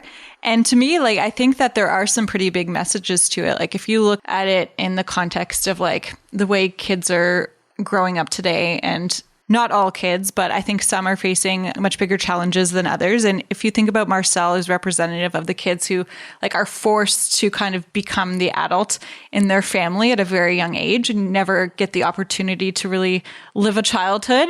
And so like one of the things I wrote down was, what would a Marcel who'd been allowed to be a child be like? And I guess it just made me sadder, but I think it's another perspective on the movie too. But it does have that note of hope at the end, which is so lovely in a world where there's like, I don't know, very little hope for the next generation. When he gets the family? Yeah, when he's reunited with his family at the end. And even like the friendship that he builds with Dean, and that he's able to go visit Dean and Dean's dog, and that stuff is very sweet. Yeah. For me, that's like, it is more than just a cute thing or you know, the animated film of the year or whatever it might be. It was a lot bigger than that, I felt. I agree. Alyssa? I think Marcel is the nicer movie and Tar is the better movie. I can't. And we're doing top movies, which isn't better or nicer. I don't know. I think I'm just going back to like the way I felt after both movies, and the way I felt at the end of Marcel was very hopeful, very sweet, very, oh my God, that was so sweet. And the way I felt after Tar was like, oh my God, that was incredible. Mm-hmm. This is going to be tough. I'm going to throw some things out here because we're at that point where we have to start nitpicking and all this other stuff. Like, I would lean to Marcel because it's Laura's favorite movie of the year out of this group. But Tar was Taylor's. Was Tar your favorite movie of the year, Taylor? Oh, sorry. No? Okay. So that to me gives Marcel an extra point in its favor. And why though? Because it's this group's top 5. Because we're picking at arbitrary rules when we get this Wait, what does deadlocked. top mean? Exactly. It doesn't mean anything. It doesn't mean anything. It means it's this group's top 5 movies of 2022, right? And so when I think about this group, I think about Laura's deep affection for this movie. In my head, outweighs. Now Quality. we're starting. I don't know. Yes. But now we're nitpicking, right? So I think like that gives an extra point. But the other thing is like I would agree with this creativity factor of Marcel the Shell, because like I haven't really seen too many movies like Marcel the Shell with shoes on, like the way it's presented. Whereas I've seen plenty of movies like Tar, like a well-made. Name 3. Whiplash. I don't know. Like it's like that's actually yeah. But I've seen movies like Tar. Tar feels like this. Yeah, it's definitely going for a thing. It's definitely incredibly well made. But in terms of things I've never seen before, Marcel the Shell is definitely in that realm of like, this is a different spin on movies. Where I'm next year when we go do this movie podcast again, we're going to see movies that is made like Tar. Let's compare face to face. Lydia Tar throws up in a basket after choosing a masseuse. Marcel the Shell with shoes on throws up on the mat because he's feeling a little car sick. What else can we compare? Tar didn't have hardy hairs, so I got to give Marcella a point on that. Oh my God, I laughed so hard. I say I do buy the argument of having Laura's number 1 fave higher. Yeah. I'm on board. We'll stay here all day. Yeah. Well, I think at this point we already know everyone's feelings on this. So can I share a little bit of commentary? Because I don't think this should impact it. I didn't want it to seem like a pity vote or something. So that line that I shared earlier about like falling asleep, feeling safe because people are around you. Do you remember that feeling from when you were a kid? So yes, I do too. No. Like if your parents had friends over or like your aunts and uncles were over or something and you had to go to bed and you just like fell asleep listening to people talking in the other room, and there were like people just seemed happy and your house was warm and that kind of feeling. So I remember that as a kid. And I also in university was famous for taking naps, like inviting people over, having some drinks, taking naps, and then we would go out to the bar. It must have been after 7:30. Yeah, that's exactly when it was, around 7:30 or so. I would nap and rally is what I call it. And I think it was like that same thing of falling asleep feeling safe and happy because so many people who you love are so close by. And then I think of on the day that my grandmother passed away, all of her children and like almost all of her like 15 grandchildren were in the house with her when she passed away. And I just think about like, if there's a way to go, like, I think that's it, to be surrounded by the people you love and knowing that their conversations will go on after you're gone. And it's just this feeling of warmth and light that I loved so much from this movie. So again, I didn't listen, lady. We already gave you the number 4. had to share that. No, that's beautiful. Yeah, it felt like a that really is personal beautiful. thing. Mm-hmm. And I'd like to hear Lydia Tarr and her orchestra before bed. No, how did your grandmother die, Lydia? What I love about the movie is that it ends with her in the Philippines conducting the Monster Hunter score for a bunch of cosplayers. Like, what a fall from grace! That was perfect, Cherry. Okay, so suddenly 25th Street doesn't seem that bad, Lydia? Tara number 5, number 4, Marcel Duchamp. That's so funny that we had that full argument for 5 and 4, but the other 3 barely have been talked about. So we have Everything Everywhere, Banshees of Inisherin, and Top Gun Maverick. I think I know where I'd want things to go, but I'd love to hear from you guys. What's number 3? Banshees. Banshees? Yeah. Okay. 2 Top Gun, 1 everything. Yeah. That's where I'm at too. But Laura? That's why we could fight so long in 4 and 5, because I think we're all in agreement. I'd like to say something in defense of Top Gun. This movie has everything.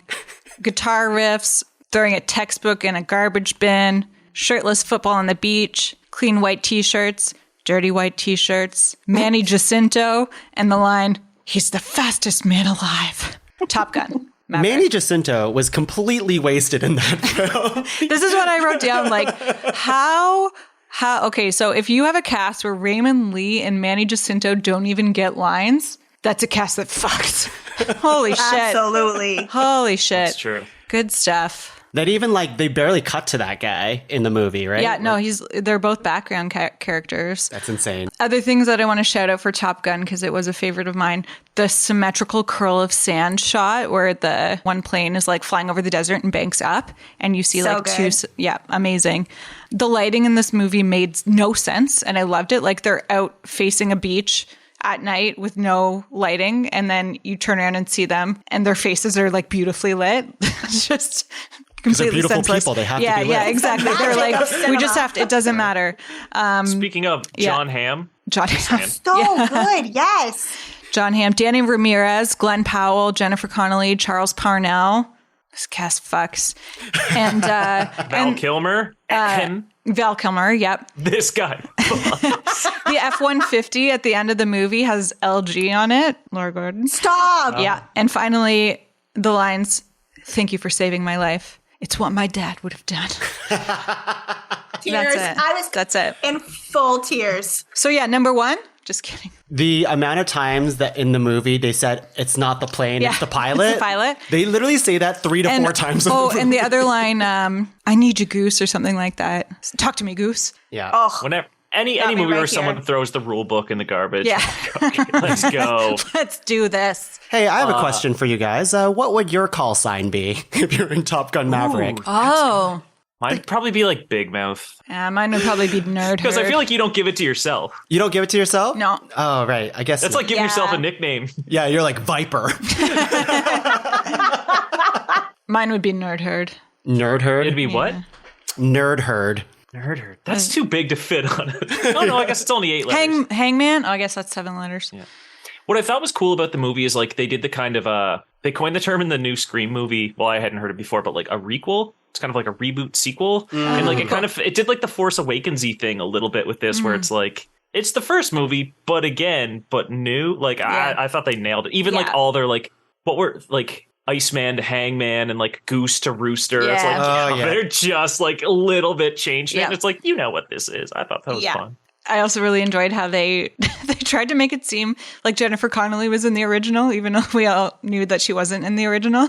I was like, wait, was she? Yeah, that threw me. I have no reverence to Top Gun whatsoever, which is why this movie was really great watching it, because I'm like, oh, I didn't even have to watch that first movie or care about it to like this. So what's funny about the first movie is like Tom Cruise said he was never going to do a sequel to the movie because it made the US, like the military, look so cool. And he's like, oh, this is not what I wanted to happen at all. So that's why he made the movie Born on the 4th of July, like right after, to show like how bad war is. Oh, wow. And he's like, never doing a sequel to Top Gun. And then like 40 years later, he's like, Well, maybe. What do people want? Yeah. Tom Cruise. I think it was the first movie that they were actually allowed to use like aircraft carriers and all the military, like the Navy stuff. But to do that, the military gets to have like final approval on your scripting things. And it's like something that continues to this day with like Michael Bay and stuff. So it's like the Army's or the Navy, whatever you're using, they're never going to look that bad in the movie. They literally had final say. It's like, don't show us doing that. Right. But it started with Top Gun. So propaganda. Woo! Fun movie. Yeah, I would 100% recommend watching the YouTube behind the scenes. There's like there's a bunch of different versions of it. I think there's like those 10 minutes. Poor young actors. I know. Tom Cruise. I wonder how many times they barfed. Fuel story? No. Yes. Miles Teller, he's sick on set. He goes to the doctor, and it turns out he had jet fuel in his blood. And he goes to Tom Cruise, and he's like, "Oh my god, it's crazy! Like there's jet fuel in my blood." And Tom Cruise looks at him, and goes, "I was born with it, kid." Like, come on, that's the best story I've ever heard. Unreal. Fucking Tom Cruise. That's hilarious. Okay, last call for call signs. Mine would probably be Scandalous because everyone calls me Alyssa. Oh, I like that. Scandal. Scandal. Yes. Yeah, Scandal. Mine's Viola Davis coming back. Twister, because then you can say tongue twister. Oh, that's a good one. You know? It's kind of hard to say, though.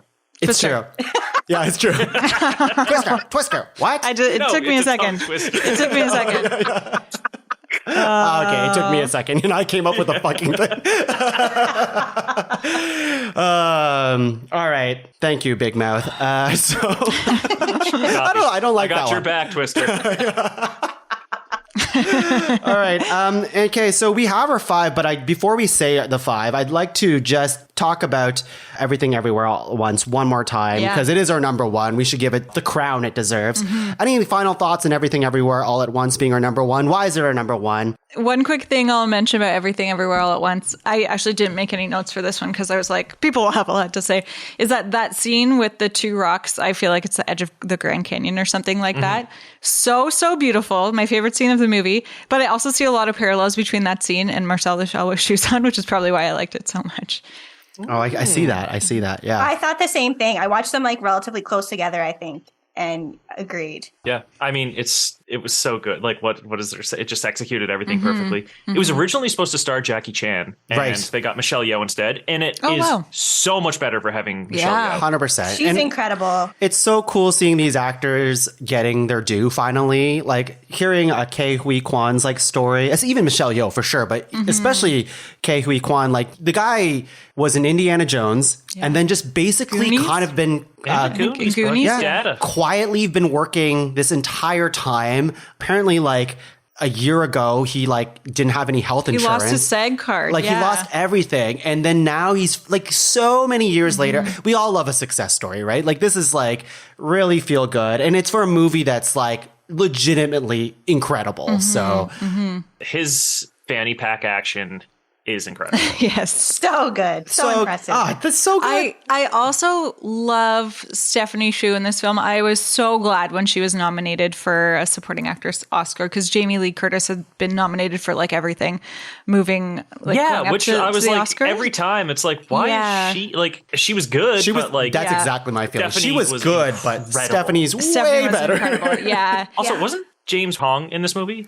Yeah. I don't know if he's so funny. I don't know if anybody watched the SAG Awards. They were like on Netflix. And so he grabbed the mic at the very end after they won for Best Cast because the other actors were like, let's let James talk. He's like 93, 94 years old or something. And everyone was like, this is such a great choice, letting him speak on behalf of the cast. And then he kind of went off a little bit. And I didn't catch the whole speech, but there were times when I was like, oh, they're trying to grab the mic back. It was great. Oh, God. It was a lot of fun. Who let Grandpa speak? Yeah.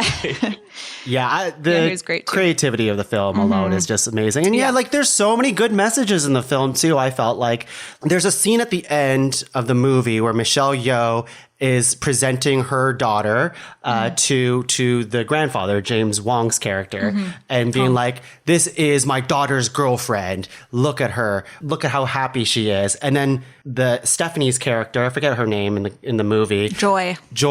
She gets upset about this moment. Which in any other movie, you'd be like, this is the moment. This is the moment that there's like, oh, Michelle Yeoh is finally accepting her daughter for who she is and all this other stuff. But like this Joy character is like, you're making this about yourself. Like this is like more about me and you rather than like my sexual. I've always been very comfortable with who I am. And just because you've had this revelation doesn't mean I've had this revelation. Yeah. So there's like a lot of layers to like, you know, messagings that we've seen in other movies that like come together really well in this film. And yeah, just again, the action scene, the fanny pack stuff, I could watch Michelle Yeoh honestly fight people forever.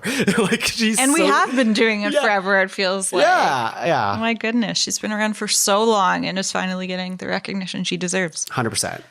I can't wait to see what she wears to the Oscars. I can't wait. Probably something really good. Yeah. I can't wait to see what the Daniels do next. Like Swiss Army Man was insane. This was even more bonkers. Do they do Swiss Army Man? Yeah. Wow. Yep. I didn't know that. Okay. That's Danny Radcliffe. Danny Radcliffe. Okay. Danny Radcliffe. Those choices. Our movies, our top 5. Number 5, Tar. Number 4, Marcel the Shell with Shoes On. Number 3, Banshees of Inisherin. Number 2, Top Gun Maverick. And number 1, Everything Everywhere All at Once. Good list. Yeah. Good list. I feel really good. They're all really good movies. Yeah. Sorry for being hard on Marcel, the poor little guy. No. You had to do what you had to do. He's handled worse. Poor guy. Linda Tarr. Oh. We are part of the problem. Exactly. You know what? Marcel would have watched the movie Tar and he would have tried to be fair to Lydia. I think he would have seen the good in her. That's true. There's not much good in her. she's nasty. Yeah. He would have said she was really good at conducting Monster Hunter. That's right. Okay, so we are part of honorable mentions. We did make a list of a bunch of movies, but there's a lot of this stuff in here because some of these movies include movies that, you know, we just wrote because they just happened to come out last year. We can talk about like our other favorites. Yeah, what are your favorites? Let's say Alyssa, rapid fire some favorites of yours. I'm like looking at my list here. I was a huge fan of After Yang. Love that movie. Women Talking. I think Babylon was divisive, but I enjoyed it. Vengeance, a BJ Novak movie. Huge fan of Confess Fletch. That was a big one for me this year. I love Triangle of Sadness. I hate superhero movies. Batman made my top 15, so that's huge. Great movie. Yeah. Amazing. Taylor, do you have anything that you want to highlight here? I do. I just want to shout out 2022 is the best year for horror movies. One of the best of all time, the best in recent memory for sure. So my honorable mention, I just want to run through some of the best horror movies that came out last year. Sure. And one that I was surprised that didn't make the list, nobody nominated, was Nope. I really thought somebody was going to say Nope. I liked it. But it wasn't my favorite. Yeah, upon reflection, it's the bottom of the 3, but they're all very good movies. Same. Yeah. So I'm just going to run through my favorite horror from last year. Fresh, Sebastian Stan. That was surprising. Was it Fresh? Scream, X and Pearl. Incredible movies. I can't wait for Maxine, the third one in that series. I wanted to watch that. Which one? X and Pearl. I heard they were really good. I just never saw it. Yeah, they're dope. They're really good. I love Ty West. The Innocents. Unreal Scandinavian thing about like little kids who get powers. It's great. It's really good. Prey was good. Resurrection, Freaky, great body swap movie about like what if you Freaky Friday with a serial killer. Incantation, Barbarian, one of the best of the year as well. So good. Watcher with Micah Monroe. She's one of our best living scream queens. Check that out if you haven't. VHS 99, Sissy, Bodies, Bodies, Bodies. Terrifier 2. Do not recommend that movie if you can't handle gore, because it is one of the grossest things I've ever seen. Saloon, Candyman, Men. Men was okay, but I love Alex Garland. Satan's Slaves Communion, great sequel to an unbelievable movie. Something in the Dirt. Deadstream, The Sadness. And yeah, that'll wrap it up. So funny that you have so many horror movies on your list, yet you nominated 0 of them. Because I know they're not going to make the list, so I was just like, I'll just save them till my Audi mentions. If you said Barbarian on this, I would have been with you. I love that film. I thought it was great. That's one that I'm like, I wouldn't want to talk about it, like, because if someone hasn't seen it, like I tell people, don't watch the trailer, don't read a synopsis, just go in blind. Barbarian I knew was too scary for me, so I just read the screenplay, but that was also incredible. Yeah. Great read. Barbarian, X, and Pearl were my favorites. Oh, no, Watcher. Actually, Watcher's really good. Okay. And no Chippendale, I noticed on your list. It's not a horror movie. It's not? Okay. No, I watched so many movies last year, so I just focused on the horror. But literally one of the best top 3 years in horror movie history, in my personal opinion. Laura. Yeah. So it was a great year for horror, and it was a great year for Christmas movies. Starting off with Falling for Christmas, Lindsay Lohan, and Court Overstreet. We also had Something from Tiffany's. Not technically a Christmas movie. They wrapped it up like it was a Christmas movie. It wasn't, and I saw that. The Christmas Retreat. This is where they go to a retreat at Christmas. Okay, Tuong? And the Noel Diary. And you think that it's about Christmas, which it is, but also there's a character named Noelle and it's her diary. So I wanted to shout out those. A few other movies last year that I really liked, not from Christmas. Avatar: The Way of Water. Didn't expect to like this one that much, but I really did. Yeah, it was great. Bros was a really cute one. In particular, I want to shout it out for the Deborah Messing. Billy Eichner. Oh, Bros. They said yeah. Rose. I thought they said Rose. Or Yeah, that was a great movie. Love that movie. The Deborah Messing scenes in it were freaking amazing. Loved those a lot. I liked Glass Onion. I know not everyone was into it, but I did enjoy it. I enjoyed it too. It's a fun time. Yeah. I loved, that's okay. Loved Bill Nighy's performance in Living. That was one of my favorites of the year. Somebody else added to the list, and I think it must be Taylor. Mrs. Harris Goes to Paris. Just kidding. This was oh my God, I forgot about sweet. that. So good. The costumes. I only watched it. I did that one. You did see it? Oh, I was being I fantastic. added That's amazing. it to the list. I only watched it because Taylor told me about it. I would have never seen it, and Really? it was delightful. I thought you would have. Oh, I was caping for that one. I was like, it's Paddington with like fashion and Paris. Yeah, yeah. Human. And sounds it was great. nominated for best costumes for the Oscars, so love to see it. The whole thing is basically a commercial, but like, Yeah. We love you, it. Dior. Weird. The Al Yankovic story, I thought it was hilarious. Me too.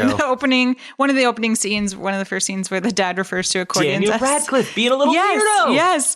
The dad calls the accordion a devil's squeeze box, and that just killed me.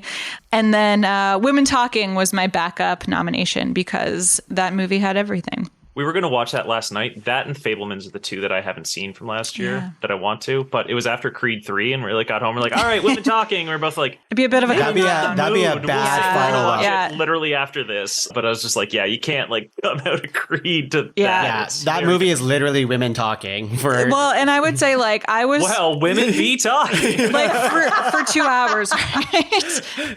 But I gotta say, it was shockingly engaging for a movie that was literally just women talking for that long. Is Mia Goth in that movie? I don't think so. No Mia Goth. We got Rooney Rooney Mara. Mara, Claire Foy, Jesse Buckley, Judith Ivey, Ben Whishaw, Frances McDormand. Jesse Buckley. That's who I was thinking of. And, Love her. and many She's- others. She's so good. Yeah. She was great in Men. Not. It was a weird movie, but like she's always. You should watch Wild Rose. It's on Netflix. Jesse Buckley movie. It's really so good. Wild Yeah. Bros. Wild Bros. Different from Bros. Yes, Yeah, Wild Bros. The sequel to Bros. Yeah, and one random thing that I wanted to Ani mention was Lashana Lynch last year played Izogi in The Woman King and Miss Honey in Matilda the Musical. And if that's not range, I don't know what is, my friends. We call that range of the honey. year. Range of the year. Yeah. I like ROTY. it. She's incredible. I love her. Yeah. Huge fan. Okay, some of mine, no particular order, although I will put my top 10 list on the website, podcavern.com. We have The Batman, Avatar: Way of Water, Barbarian, Bodies, Bodies, Bodies. We have Nope, Pinocchio. I like the Guillermo del Toro good. one. So good. I liked The Menu. I enjoyed The Menu quite a bit. Turning Red. That was the other like Pixar film that I thought was like, this is great. But then Puss in Boots came out, and then Marcel came out, and I was like, okay, I like these better. And yeah, I do.